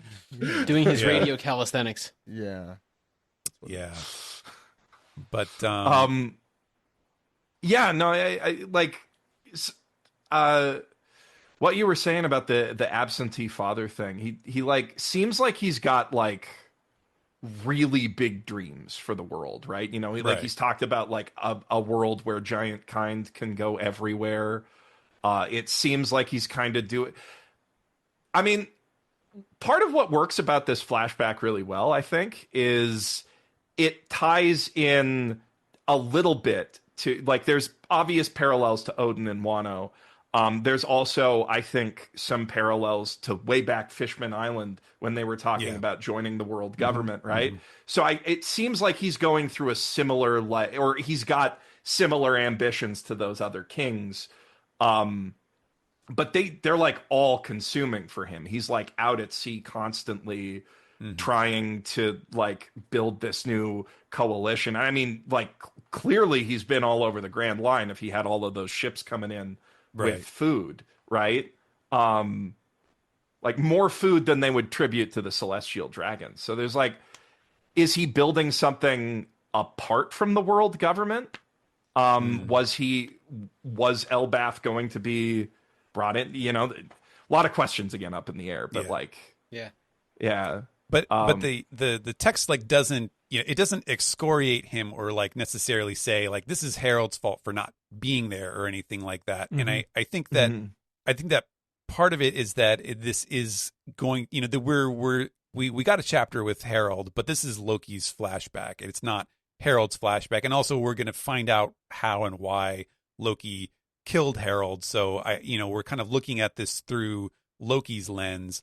And it's also part of it is also that I think, like you were just saying, these are tropes that Oda has done before. And I think maybe he doesn't necessarily want to spend half of this flashback doing the like, wow, golly gee, I got such big dreams for my people who have never been accepted by the world government, because that is a storyline that we've seen play out in One Piece multiple times. So, he can kind of glide us past a lot of the nitty gritty of that because it's a familiar story. Anything else, Steven?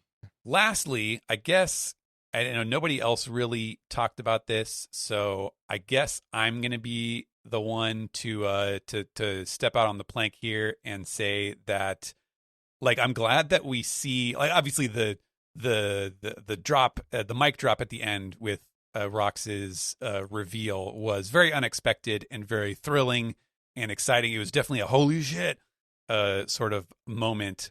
But I guess, I don't know, maybe I'm the only one who saw his design, particularly with his two-tone hair here. And I thought, like, this is for the old heads. Like, this was like a very like Dragon Ball AF, like Super Saiyan 4, like fan OC version of Gear 5 before Oda invented Gear 5. Like, he just looks like the most fan art design. Like, this guy is such a fuckboy with his like two-tone hair. He looks like he should be like a member of the Red Hot Chili Peppers or something. He looks like a glam rocker, and my favorite detail of his character design is he has a wallet chain.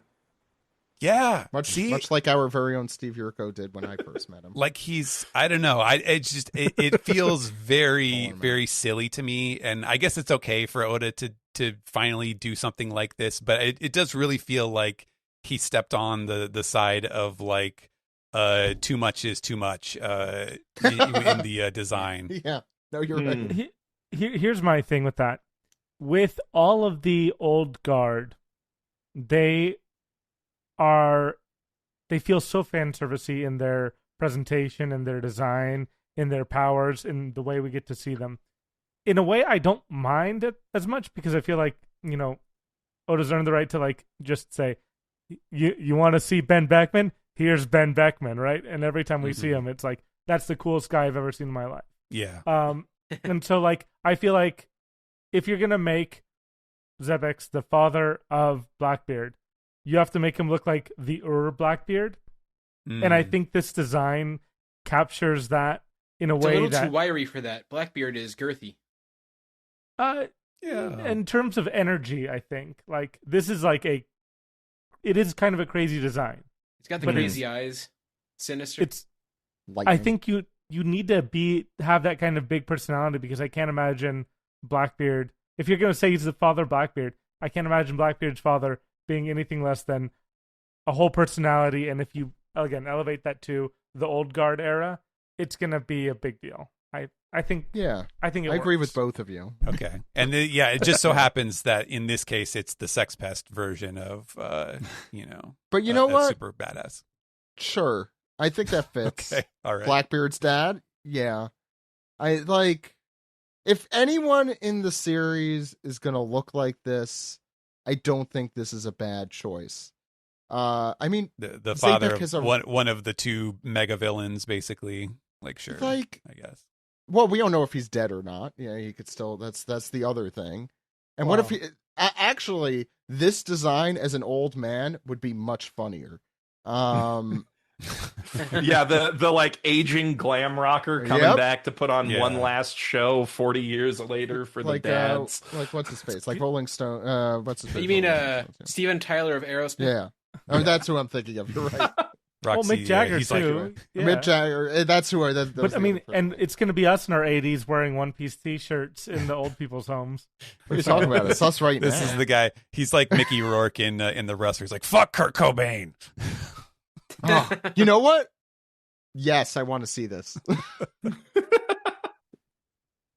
That's what I wanted. You see, this is difference between me and the rest of the fan base. I want to just see old, strung out punk rocker rock Steve Zabek in his 80s. Sorry, Steven, did you have anything else you want to say? No, that's all I have to add. Sam, your thoughts on the chapter? I think Steven's out of his mind because I think Rox looks cool as fuck. Yeah. Let's fight about it. Okay, let's get ready. It just like hits like that page is big and dramatic and he looks cool and kind of scary. It looks like the good future Luffy that Oda drew that kind of looks like it looks like Garp, where you're like, wow, it's like he's like this wide, like angular boulder man. Mm-hmm. And then like the Blackbeard resemblance in the face, and like the eyelashes kind of like are the counterbalance here, like the kind of Frankie cartoony, we usually the eyelashes are usually kind of a feminine thing to draw on a character, but not in One Piece. That's the mystery angle. That's the pickup artist in him. But that's also that's the mascara. That's the pickup artist. But that's what makes him a glam rocker specifically, is the eyeliner, right? I'm kind of in the camp. I think that the over the top design is great. For how long this guy's been built up, right? He's got to be that cool. It's not over the top the way that like Vegapunk is like over the top in like the silly way, and this is over the top in the like we're just trying to make a cool looking dude way. Yeah, he's not over designed. He's just very over the top. He's like there was an opening song called that, so it's reasonable.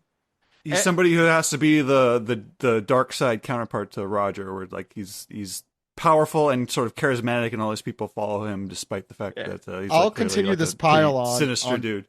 I'll continue this pile on Steven and say, no, I'm joking. I gave the green light. You did say that you were expecting that, but we know Blackbeard's also supposed to be like the archetypical pirate, and this kind of feels like the archetypical pirate on Halloween or something, like a modern day take on that, or like a weird this is Keith Richards coming in and Pirates of the Caribbean. Pirates of the Caribbean is like Jack Sparrow's dad. It's like that same punk. I mean, this is almost what you were saying before, Zach, of like Steven Tyler and all that. It's perfect though. Like now I want to see him present day more than I can. Like that's the thing. Everyone and Miles did kind of hit on it. Roger is a really good example, but like everyone looks way cooler in the past, which I guess you could say about anyone. But in the future, in the present, I want to see him looking decrepit, and I think that will look really fun. Like Whitebeard is a great example. I mean, he looked great too in his old age, but like he's like Mr. Suave, in his younger years. Yeah, sorry. What were we talking about, Steven? Any thoughts? Or no, Sam. I'm just Sam. Yeah, sorry. And it's not just the design by itself. It's like the pose. Like he's doing the two fingers. Like at first glance, you almost think he's doing the op fruit. Oh, I think pose or something. The British flip off. The British flip off. But then the his like introductory line of dialogue is this super cool line of like, all right, I'm going to ask 2 questions and I want to hear yes to both of them. That is a good line. That's a good one. It is a very good line. Yeah. And the reveal that he's Blackbeard's father. I agree with what Steven said earlier, where this like makes Rox's introduction make sense, because when that first happened, it was like, oh my god, why are we introducing more subplots? Why are we introducing more characters to you have to like kind of juggle and give a purpose to. And yeah, so like this feels like whatever happens with Rox is gonna naturally inform Blackbeard's origins. Mm-hmm.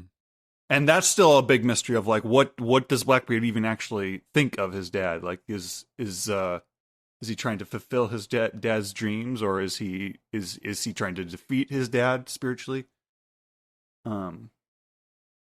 That's there's multiple ways to go there, and like the everybody being related to everybody else is definitely like the making everybody, the reveals that so and so is actually related to so and so is just sort of a classic go to in kind of pop fiction. Yeah, well, and we're getting to the end of the story, so you have to you have to bring the plot lines together. You can't make them more further apart. Yeah, there's definitely a balancing act of like when do you want to be kind of subversive in that way, or when do you want to just like get people on the hook? Yeah, in this super kind of classic, timeless way. The problem with like the Nepo baby reveals, as I guess we're calling them, is like generally when you do that, it makes a story's world feel smaller. Whenever, but there's like but One Piece is like so big and so complicated. It's like they're like everybody's connected to everybody else in the way that like everybody in the real world in a way is connected to everybody else. Yeah, like One Piece dodges the issue mostly. I do think like post time skip there is maybe a bit of an issue of too many people having connections a little bit where you're like, oh, okay. But this one makes the world feel bigger, I think. This one's like this is like, okay, so there's a whole dimension to Blackbeard we never knew about. We're finally finding out what he's doing. Rox has touched so many different lives. It's like, I don't know. It's one of those. It's like a butterfly effect for evil pirates. Yeah, it feels like a really good reveal. And I mean, to be fair, we don't necessarily know that Blackbeard is evil yet. We just know that he is diametrically opposed to Luffy, who is also, very importantly, not good and not a hero. He just wants meat. He just wants to have a good time, man. Yeah, he wants to have a good freedom and meat.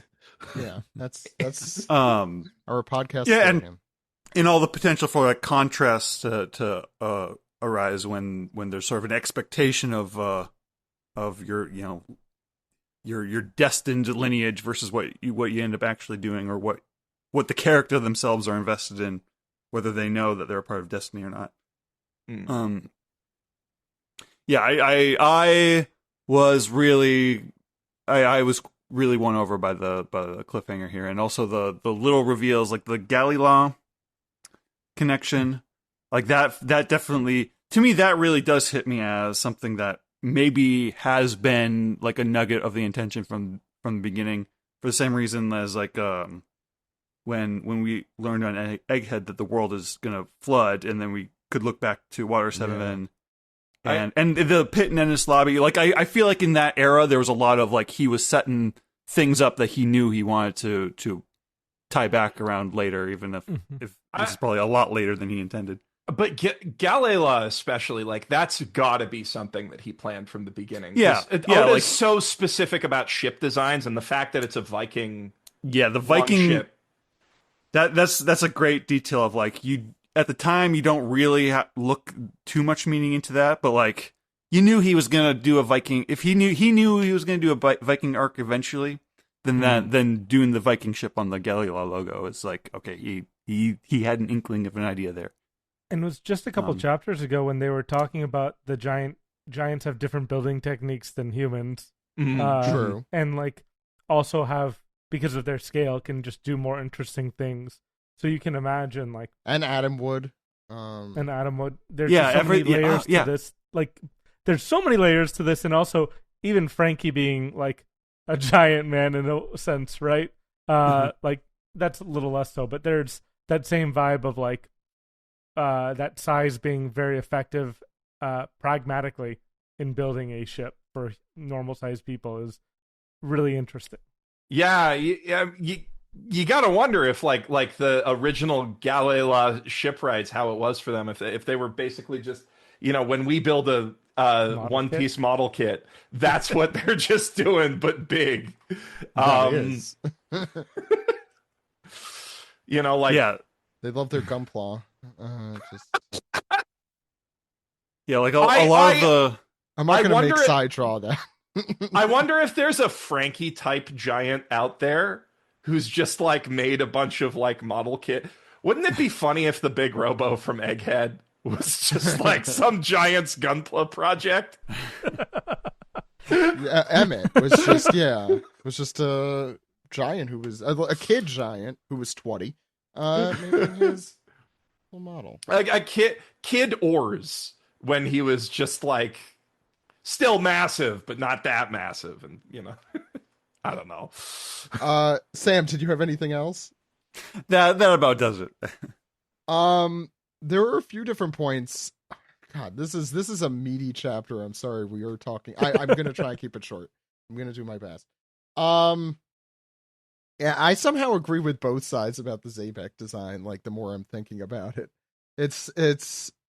I'm not gonna both sides this issue, but he's. I expected. I think I just expected this kind of design. So I wasn't like, maybe. I think the thing I was most disappointed with the design is, and kind of his whole vibe so far is just, it feels very okay. That's what I thought, and it's not as whoa, this is a left field sort of thing. But I'm that's fine. Shiki looks terrible in that bottom right panel. Very scratchy.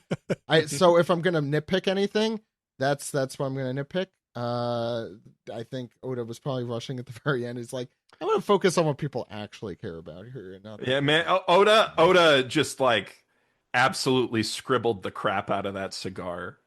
All of it. The teeth. Yeah. Look, if I'm going to be the Debbie Downer for today, that's the panel I'm going to choose. All that being said, this chapter was like absolutely heartbreaking for me. And I'm sure everyone reading, I don't mean to make it sound like I'm the only one, but Loki's story, Hiruden's story as well, and I guess Blackbeard's story implicitly. There's a lot of just like seeing the trauma that you have. I mean, the absentee father thing, I think, is a super interesting and relevant plot line that I think Oda, if I had to throw out a prediction, I think Oda is going to lean into that more than it looks like right now. I feel like he's been placing those without it being expositional, which, as you said, is maybe a little more unusual, but I think is much better storytelling to have that just kind of there and for the reader to have to pick that up. I mean, it's pretty, on its face obvious with what's said. And the reason I think that the absentee fatherhood thing is going to be important is because, and Geoff and Miles, you could tell me better because you just read this in a big chunk. Fatherhood and parenthood, it feels like a real theme of this arc, like in a way. Oh yeah. Like explicitly in a way. It's been in One Piece in a very explicit way before, but like that's the thrust of this arc. Both nature and nurture. I mean, you got like Saul and Robin. You could think of that as father-daughter relationship, certainly. And then you have the kids on Branch 8, like, about to plummet to their death. You've got the like dilemma of do we preserve our past or do we preserve our future through our kids?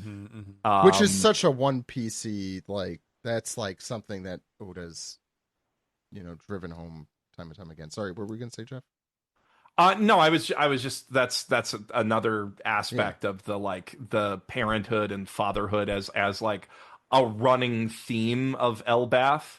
And I mean, it's kind of been like from the very beginning the like twist that this is no longer the land of warriors, that they're, raising their kids to be peaceful and haven't given them proper educations about history and stuff is they're clearly planting like a lot of different seeds. Another connection that makes me think of. Sorry. Go ahead. Like the to me, that's like very much like the theme of like Fishman Island as well. Like they're preserving, like they're keeping Noah as like a part of a, they're staying in Fishman Island as a way of like kind of protecting their history and their past. And they're going to have to abandon it in order to move into the future. Mm-hmm. And if the giants made the Ark Noah, then there's a lot of common ground. Yeah, that is a point I've seen around today. Which it really seems like they did just based on the fact that they have a history of shipwrights. Where are they going to get the atom wood for it? Mm-hmm. And the fact that it's in a giant mural drawn by kids. Why did I look up Ark Noah on Google thinking I'm going to get something from One Piece? Yeah. I just want to see what it looked like. I mean, Oda's pretty big, but he's not quite bigger than the Bible just yet. He's getting there. But they had... the sales are getting up there. They're getting up there. I'm trying to remember if it was an oared ship, like a galley, like the ones we've been talking about. Definitely wasn't it? Yeah, it was. I don't know. I don't know if he differentiates that much between the types of. It just looks like it's not a sail ship. It actually looks closest to like the Ark Maxim or something. Again, a thing that is very top of mind these days.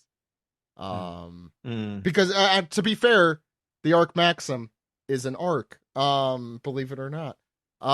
So maybe an ark is just a different type of ship is the quick answer to that. Anyway, what I was trying to say, childhood, parenthood.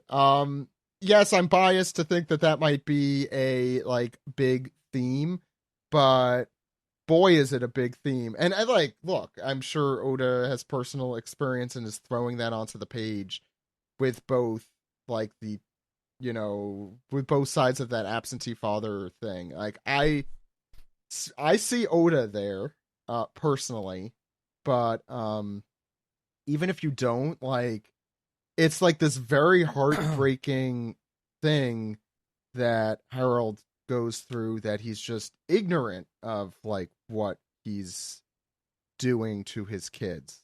Both of them. No. It shows, I'm sure. Sorry, go ahead, Miles. It shows a level of self-awareness in Oda that he both does it and then doesn't call attention to it when he's normally not that subtle in flashback.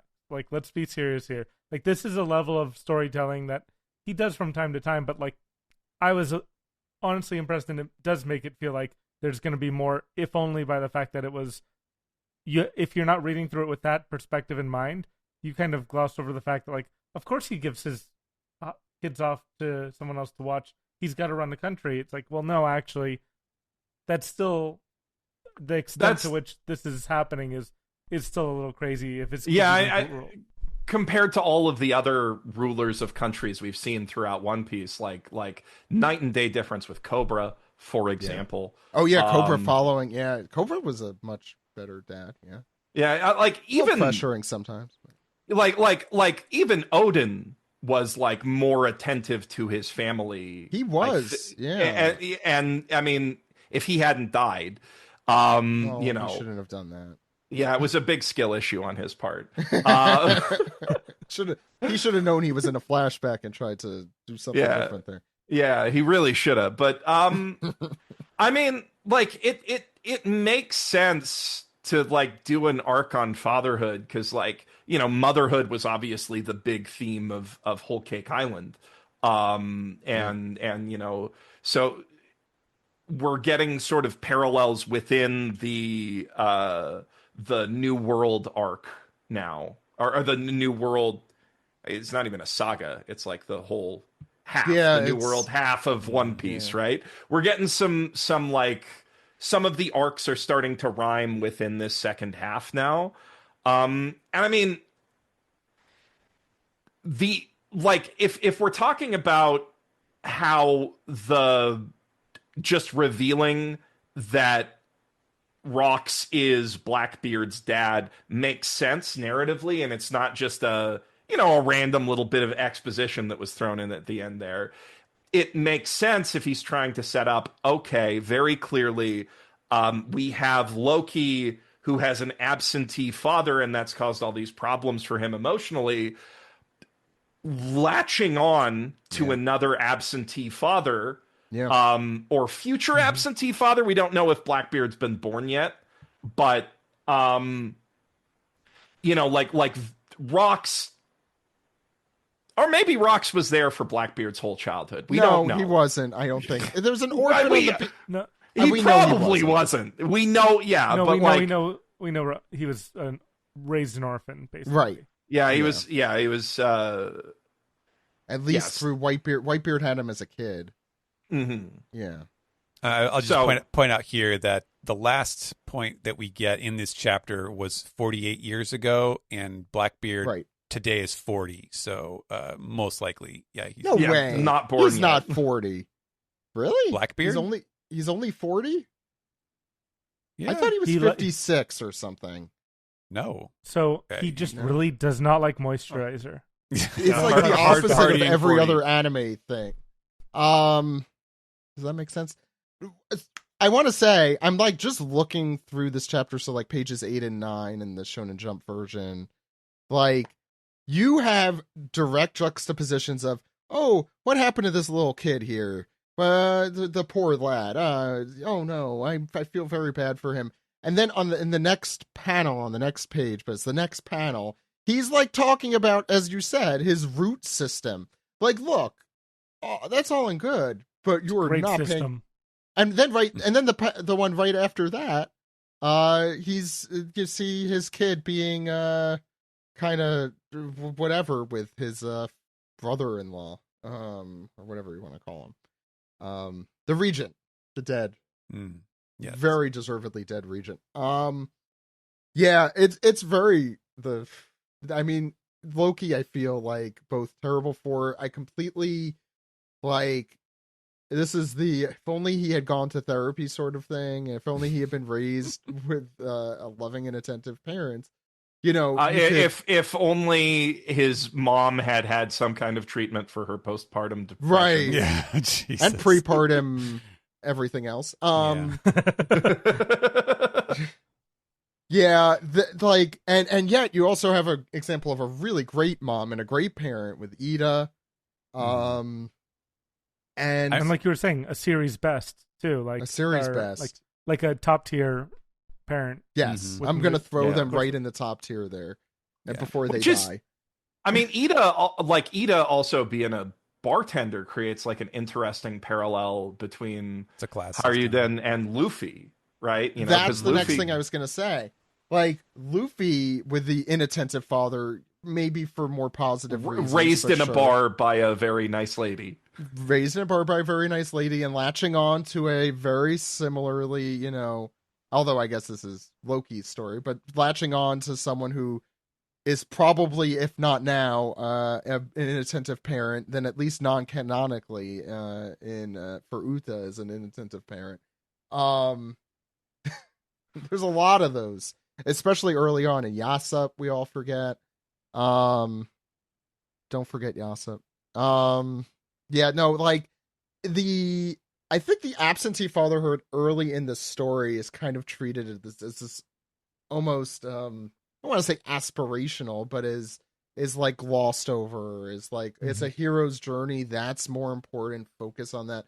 This arc very much seems to be taking the opposite tack with that, and I like that as someone who does not enjoy absentee fathers. One Piece through its whole run has kind of been about like people leaving everything behind to pursue their dreams, right? And that's kind of framed as like admirable in a lot of contexts. And here we're seeing the flip side, darker side of it, or the consequences of that. Yeah, both sides of it. Both sides, because all the good things Harold's doing. So although it is about to take some kind of tragic turn. We know that. We're in a flashback. Even if we didn't know that, we know we're in a flashback. we're fucked. Everyone is. I'm really pleased too that like this is the first time in One Piece that Oda has tackled like the concepts of like half siblings and bastards. True. Like it's the very much a Game of Thrones thing of like, oh, here's the child, but he doesn't really do. It's not really like an out of wedlock situation. Like he has Hiruden first, and then he gets married. And then he has Loki, but that and everyone's on good terms. Not only did he make that choice, but he's also making the most of that. Like he's actually exploring like the relationship that the two of them have and pitting them against each other, like contrasting them to each other with their different upbringing and making the most of that. And I think that's really good writing. Harold is really a good ambassador. He is not a good leader as much, like from what we've seen so far. Like he's been very good at like I guess he's been good at uniting. Like he's a diplomat, it feels like, more than someone who's wants to be hands on. I think his philosophy that he developed is like from meeting Ida initially, is that like different people bring different things to the table, and therefore the most efficient way to build a great country is to like build a coalition and then work from there. Speaking of similarities to today, it's just, I mean, he's an effective ruler, but you can also kind of see the seeds of, him not at all preparing his heirs to take over for him, which is kind of short-sighted. Or his kingdom, really, even. Like, and like, I think maybe he failed to understand that he's kind of he made himself the linchpin of all of those of all those different or like the locus point of all the different roads he's been building, metaphorically and physically. He's too big to fail. When he dies, clearly he set his country up to do okay without a king, right? But he left his country without a king because he neglected to raise his two heirs. And again, you contrast that to Vivi and Cobra. Like Vivi is very well prepared to take over Alabasta. And honor student. Like we've seen a lot of different kingdoms with the relationship between the king and their descendants, right? And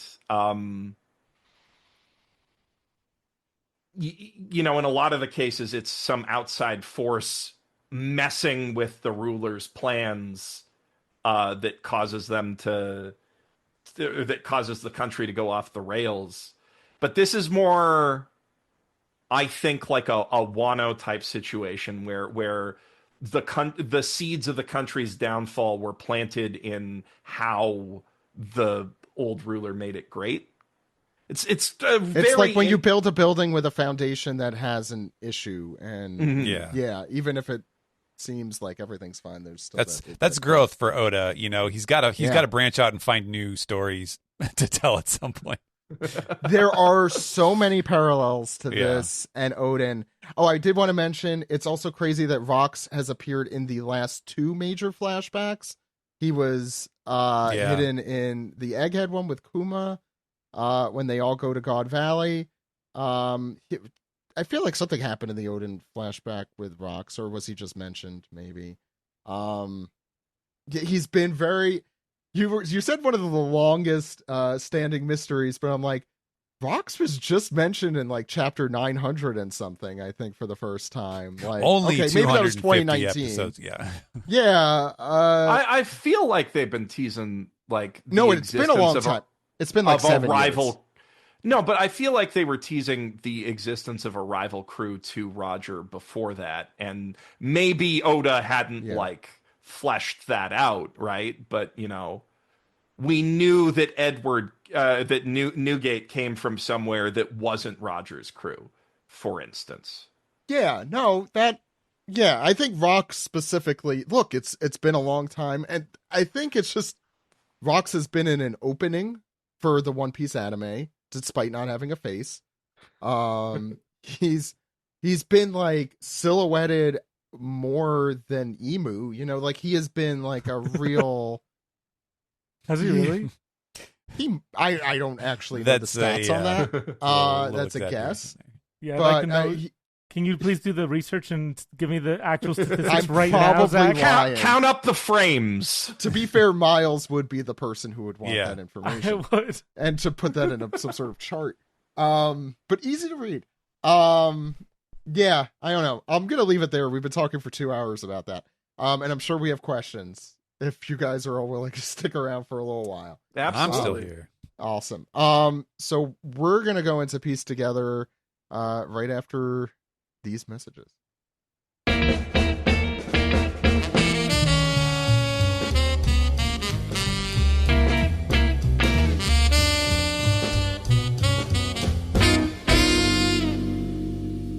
This is the Piece Together segment where we take your questions, comments, theories, and then do our own Rorschach D. Zabek test on it. Sam, what's our first segment? Our first segment is Dispiece. Which is... And what's that? Yeah, what is that, Sam? That's our Discord. Okay, Discord questions. That's what we're looking Patreon. for. That's the magic word. Happening? From our Patreon subscribers. See, we're really good at messaging. That's why we get so many hits on YouTube. Sam, what do we got for us? Our first Dispiece comes from SNP, who says, "Hey, OPP. Do you think that the Galila band that Yarul and Harold was talking about are those giants we saw Frozen in Punk Hazard? I found these two in particular look kind of similar." And then they have pictures for reference circling the giants that he thinks may be the same as the Frozen ones.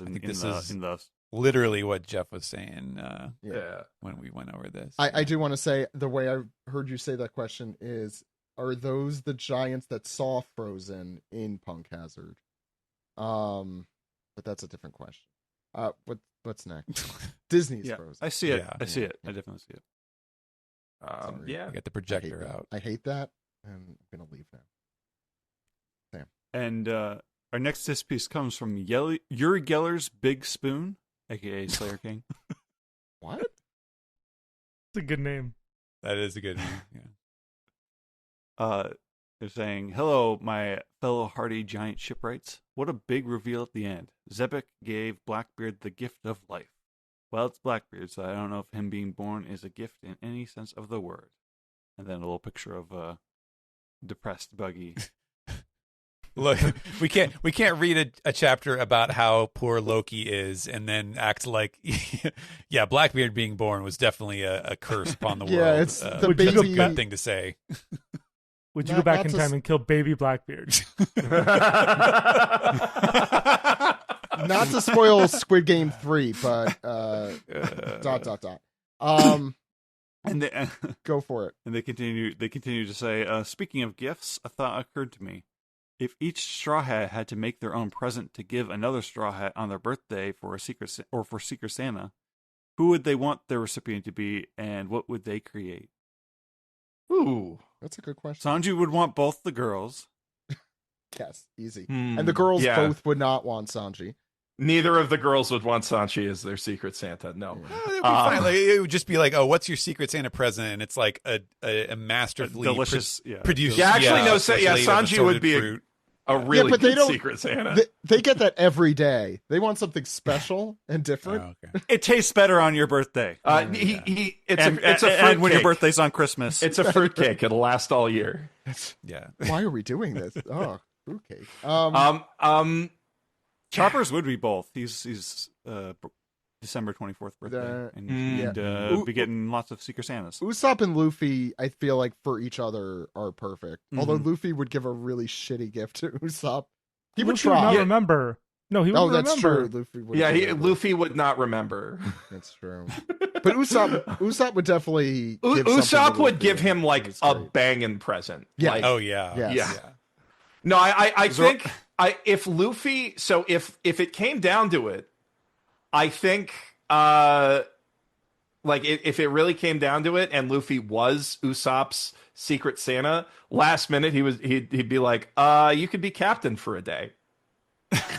Shit. That would make his fucking life. So It would. yes. I was thinking it would be like a beetle or something. Or you know what? Either way, those are good gifts. Yeah, a Those beetle. are good Yeah, gifts. yeah, just a really cool bug. Usopp would love that. Yeah.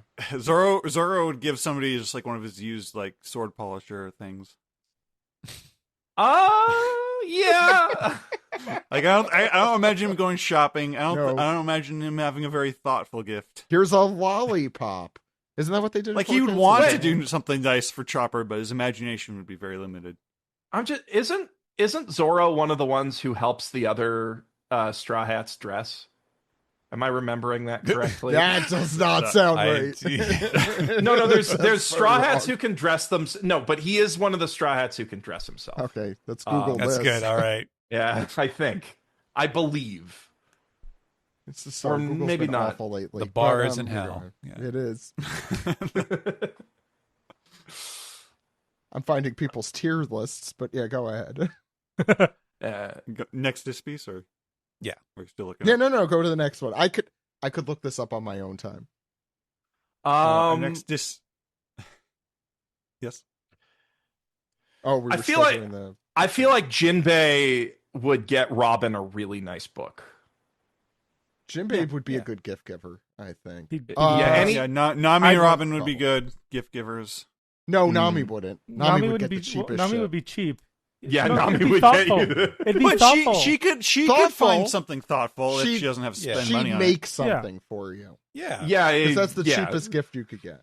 She would sew together some secondhand clothing. Yeah. Conversely, she would give you something nice and maybe even expensive, but she would charge you compounding interest on it.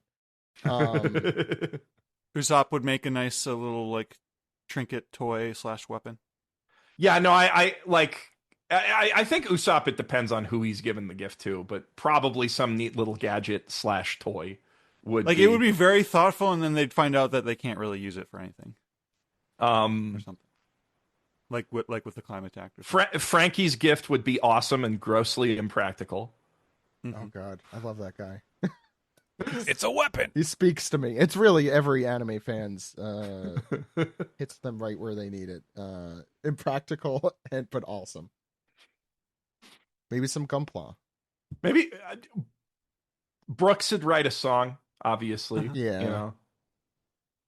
And it'd be good enough that you couldn't even complain. No, Yeah. But not so good that you'd be like, this was a great gift. It'd be like, well, you hit the right balance You didn't of have like, to do anything.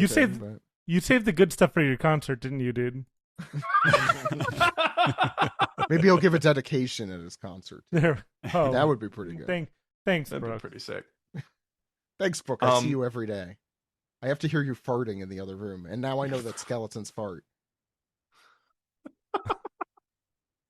That's like the first thing they talk about when he's introduced. Sam, what's next? Our next dispute comes from Rockverse Galila Patch. Galila Patch. Well done, Sam. Hey, OPP, I'm sure you have nothing to talk about this week, so I can just say it's so sweet that all these humans not only gathered actual tons of food for the giants, but they bothered making all the loaves of bread giant-sized too. Kind of makes Robin's regular loaves of bread with jam she fed Saul look like crap, huh? Yeah, stick it to that kid.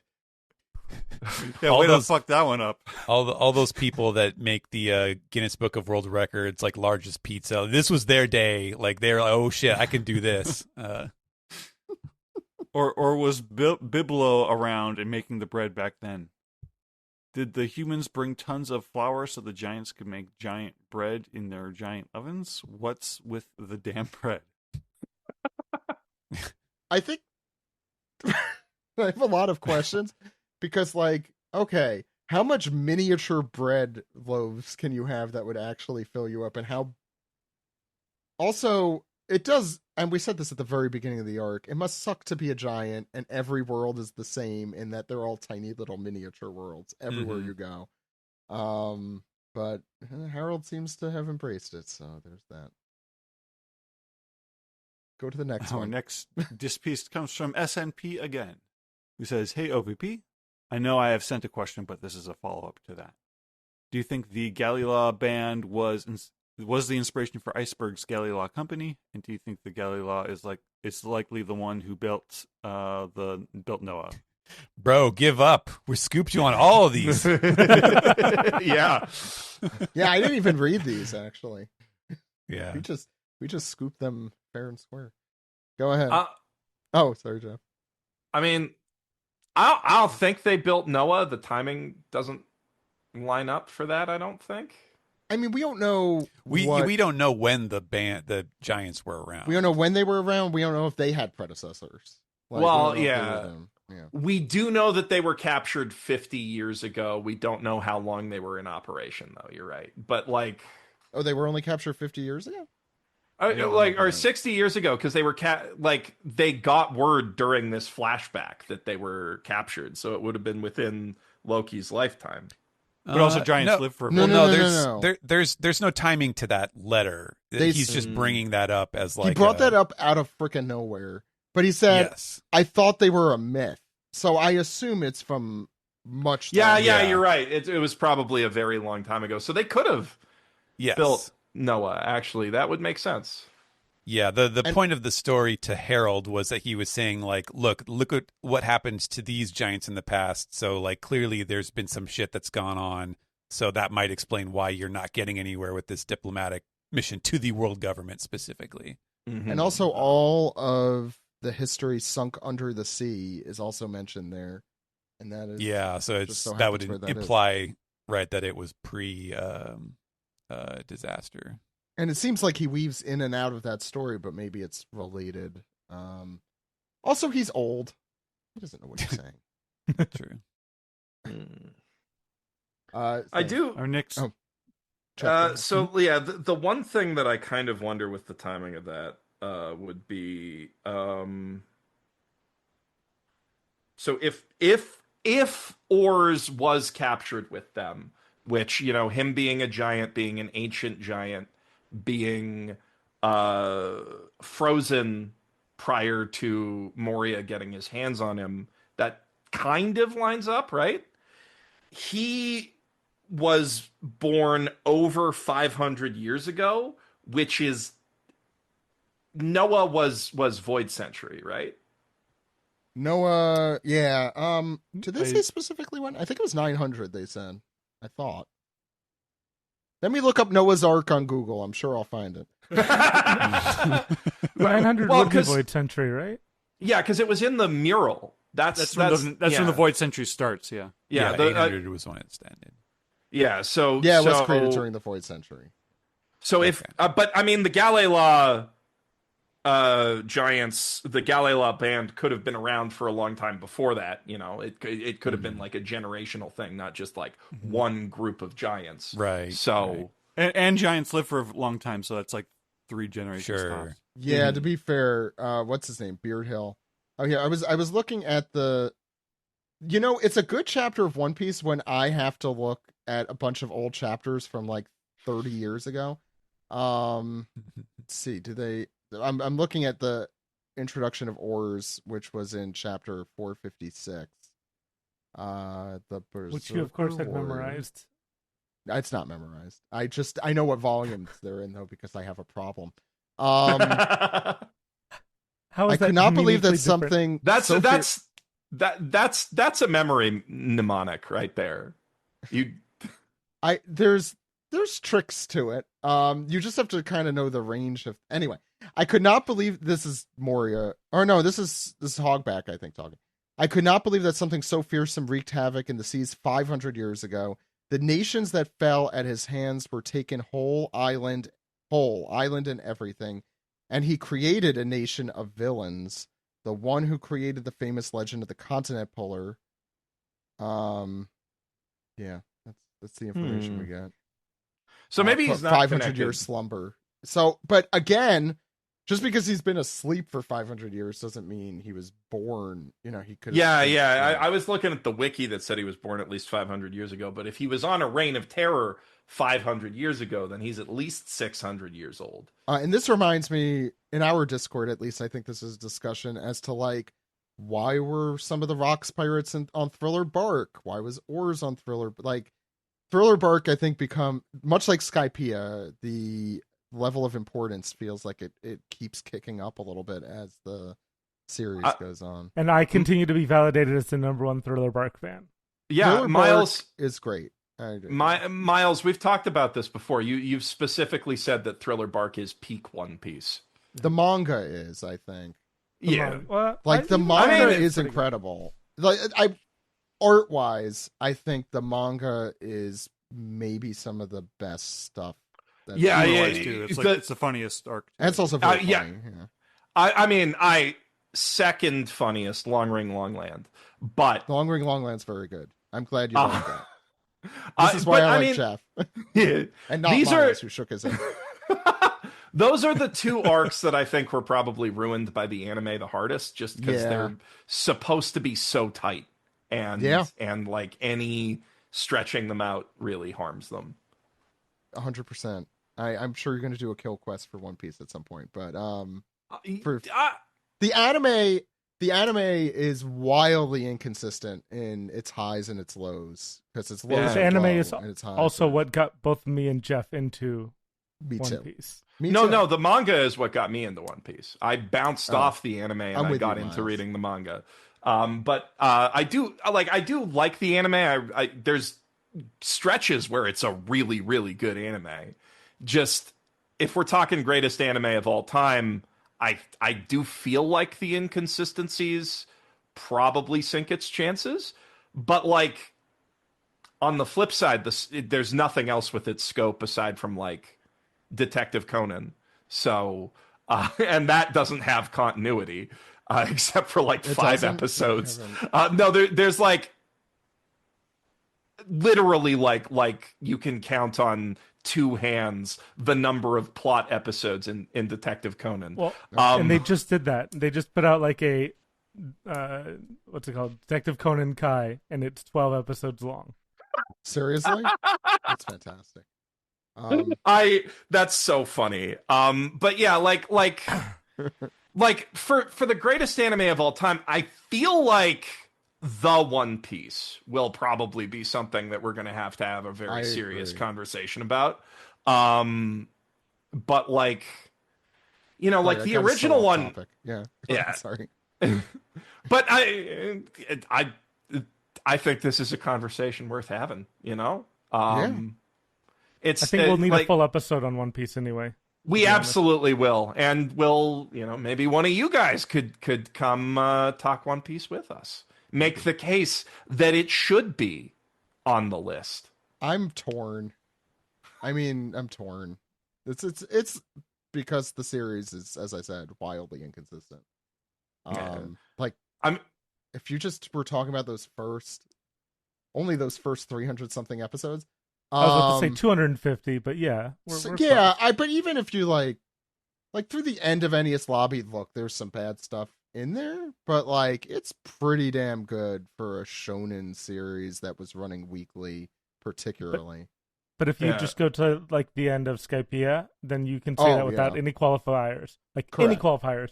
Just as a piece of media. Except for Satori's voice actor, yes. Yes. I have and Wanze's by that, but that's later. That doesn't count there. Anyway, Sam, do we have more questions? And that was our answer to SFP's question about the Galila band. Wow, if that is not encapsulating this episode, what's the next question? The next this piece comes from Sailor Karna, who says, "Hey OPP, whoa, I'm glad that I avoided spoilers this week. Elbaf is lucky because Loki could have been an actual villain instead of a menace." Sam, did you avoid spoilers? No. Okay. Did anyone besides me avoid spoilers?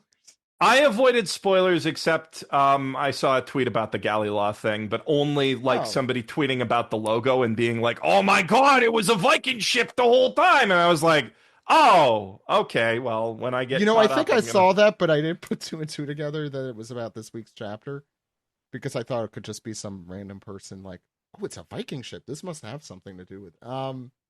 Yeah, I really like the Zabek thing. Yeah, I really like the quote here that Loki could have been an actual villain instead of a menace. I think that's a really good way of putting it. Mm-hmm. That he's a menace, but he's not a villain in the type of harm that he poses to the people of Elbaf. Like Dennis the Menace. He's a prototypical bully, I think. That's right. Here. Oh yeah, for sure. I mean, that scene of him like picking on the kids. Hybrid. Oh yeah, lick kids. Your wounds. Yeah, why aren't you? Yeah, all... He's like, "You're so stupid. You have friends who are helping you. That's stupid. Yeah, don't mind me. I'm just gonna go jump off this cliff now." Wow. Yeah. Wow. That's the chapter. I can't believe we can't make that the title of the episode. Because if that fit. Didn't dude give him like the Roger from Doug voice too? Like he did, and he is kind of Roger from Doug. It is such that like trope, I guess, of the bully who has a really bad home life and takes it out on other kids. I don't know if that's a trope as much as that's just a thing. That exists a lot. He's the Nelson. Yeah. Very, too. Yeah. Very, very good anime about that airing right now. If anybody wants a recommendation, called Taco P's Original Sin. It's about fucked up. Yes, it's about Doraemon, premise of Doraemon, cute little alien mascot guy comes with fantastical magic technology to make kids smile. Yeah, it's that. And he's trying really hard to make one little girl smile, and it doesn't go well, and that's all I'm going to say. But it does tap into that idea of like cycles of violence and bullies coming from neglect and other such things. Yeah. Very good show. One of the best of the year, not just of the season. Sam, so that was the answer about Loki.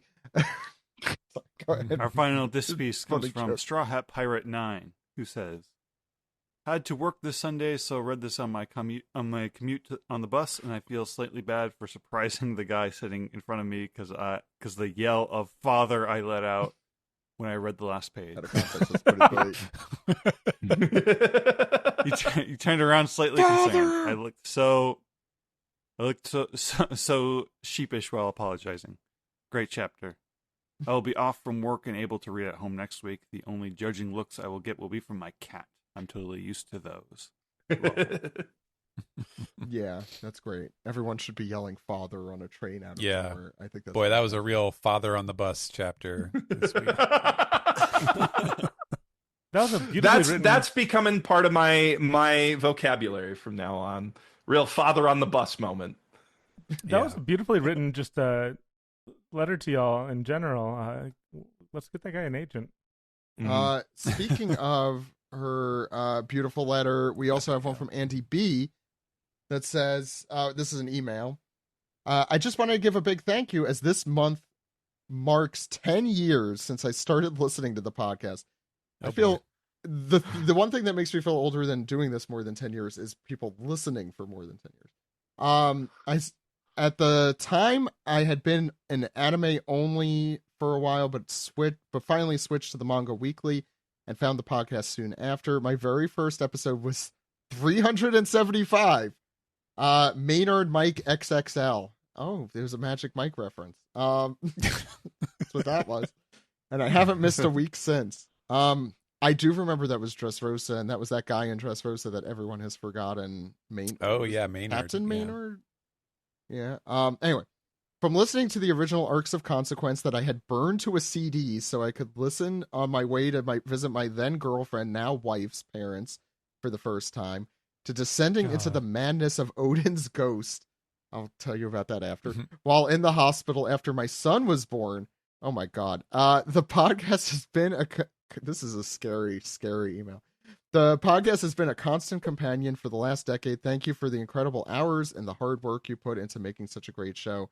Here's to however more years/decades it takes to finish this journey. Thank you. That is really sweet. Wow. Thank you. That's a beautiful letter. That is a beautiful letter. I could also see you like aging in real time with each paragraph. Yeah. Through the birth of my son. So, you see, I have a son and a daughter now, so it's less painful because I guess they could be around my age. But still. The Odin's ghost thing was a 2-hour discussion or something that we had as to whether or not the Kanjuro drawing of Odin in Onigashima was actually Odin's Force Ghost, and we were wrong. Like immediately proven wrong the next week. It was fantastic. Well, there's a break. There's a break that made it worse. There was a break that week? Right. Actually, I think it's funnier if it literally is the next week. But it was like a really we waited in suspense to be immediately proven wrong. The anticipation was heightened. When you tell me that Punk Hazard was 10 years ago, though? Dressrosa was 10 years ago. Dressrosa. Punk Hazard was like 11 years ago. Yeah. Punk Hazard was 2012. I was graduating high school. Dressrosa started in 2013. I do remember this specifically. I remember because my first trip to Japan to film One Piece Podcast Goes to Japan, which is free on our website. Hey, I could plug sometimes. We filmed in 2013, and that is when Don Shinjao's head got knocked in, I remember. I don't know why this has happened in my brain. Get this out of my head. That I remember specific moments in the manga based on my... But where you are in life? No, that makes all the sense in the world. It absolutely makes sense. Like, especially because, the podcast has become your, like, weekly ritual almost. Baby. Yeah. Don't tell my kids. If you're listening to this, not in 10 years, I apologize. If they're this deep in the podcast 10 years from now, they'll get it. Yeah. They'll get it. They get. I spent more time with my dad listening to this podcast than I did in real life. They'll do some they'll do some mental math on which episode they're listening to, and they'll be like, oh, that's what he was doing during my soccer game. Yeah. It's Sunday nights. They are sleeping. That was when Zach said, I'm going to create 8 podcast routes and unite the country. I did do that. And I made a mistake because most of those podcast routes did not survive. And the podcast guests came with big sacks of food and nobody on the One Piece podcast ever starved again. Wow. During Punk Hazard, I was listening to this podcast on my PSP. Oh, hell yeah. Oh, man. You just turned him into a skeleton. I'm just a skeleton become dust here. And blown away on the wind. Well, Zach, when I first listened to One Piece podcast... No, I have one more. This is good. The first time I listened to One Piece podcast was on an iPod. You listen to us... Did you listen to us from the first episode? From first episode? Yeah. Well, yeah, because I knew you guys from the Arlong Park. Right.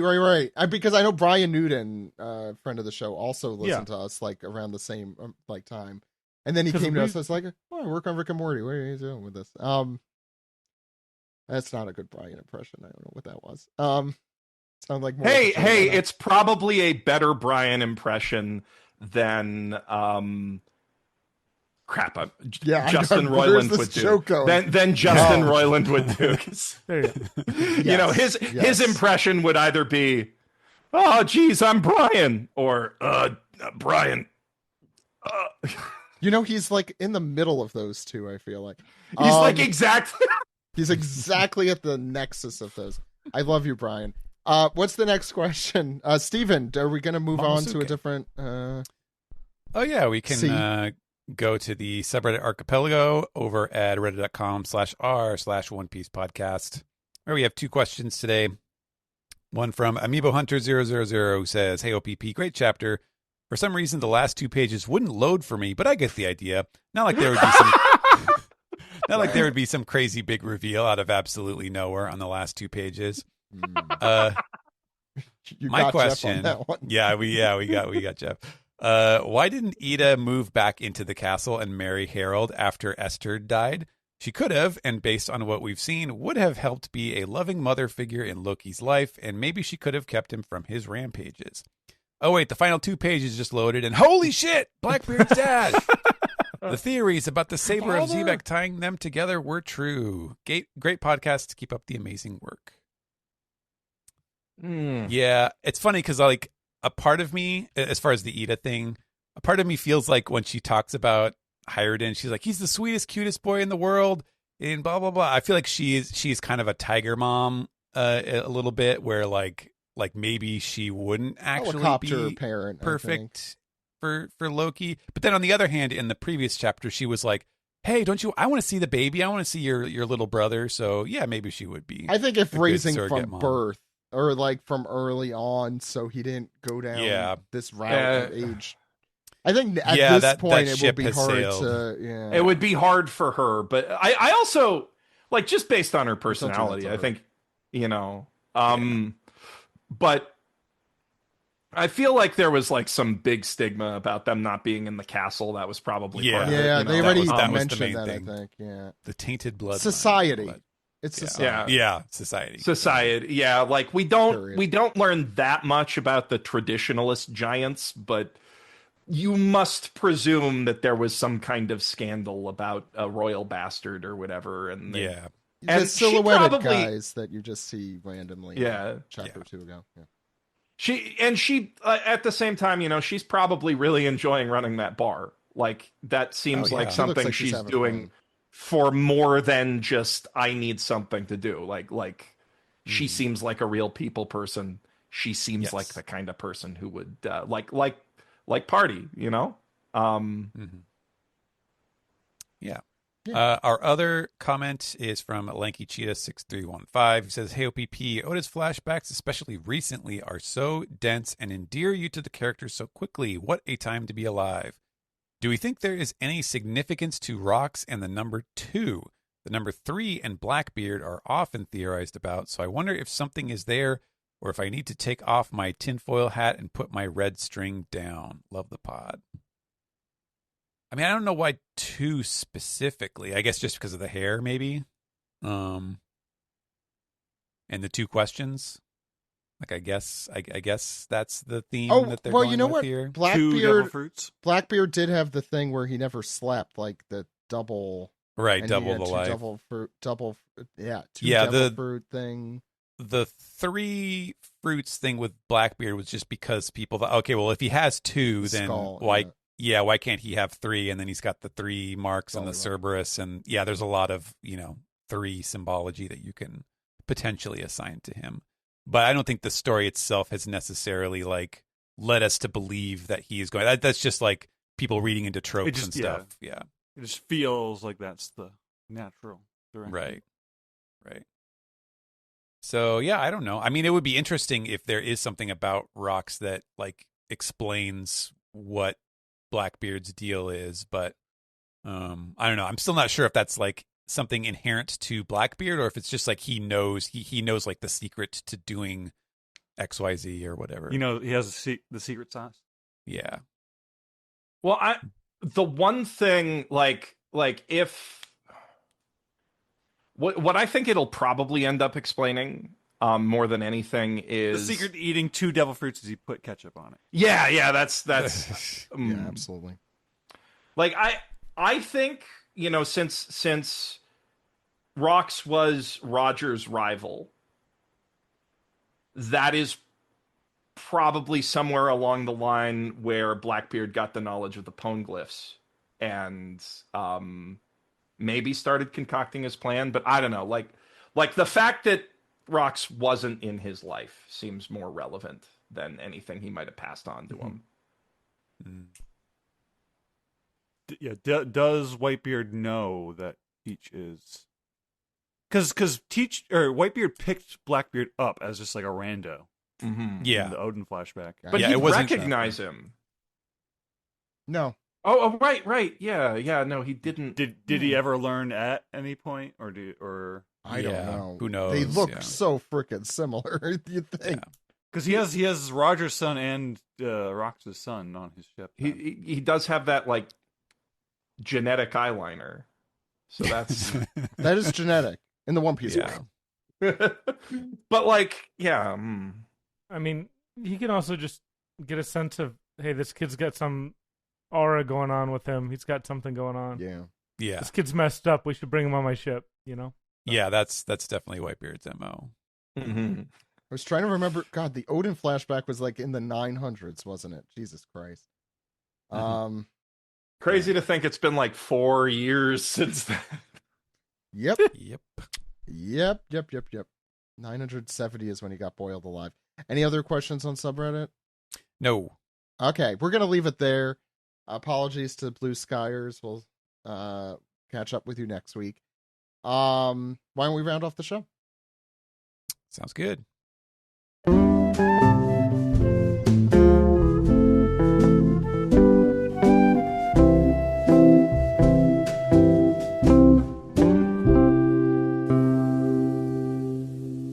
This has been episode 876 of the One Piece Podcast. Thank you all so much for coming on.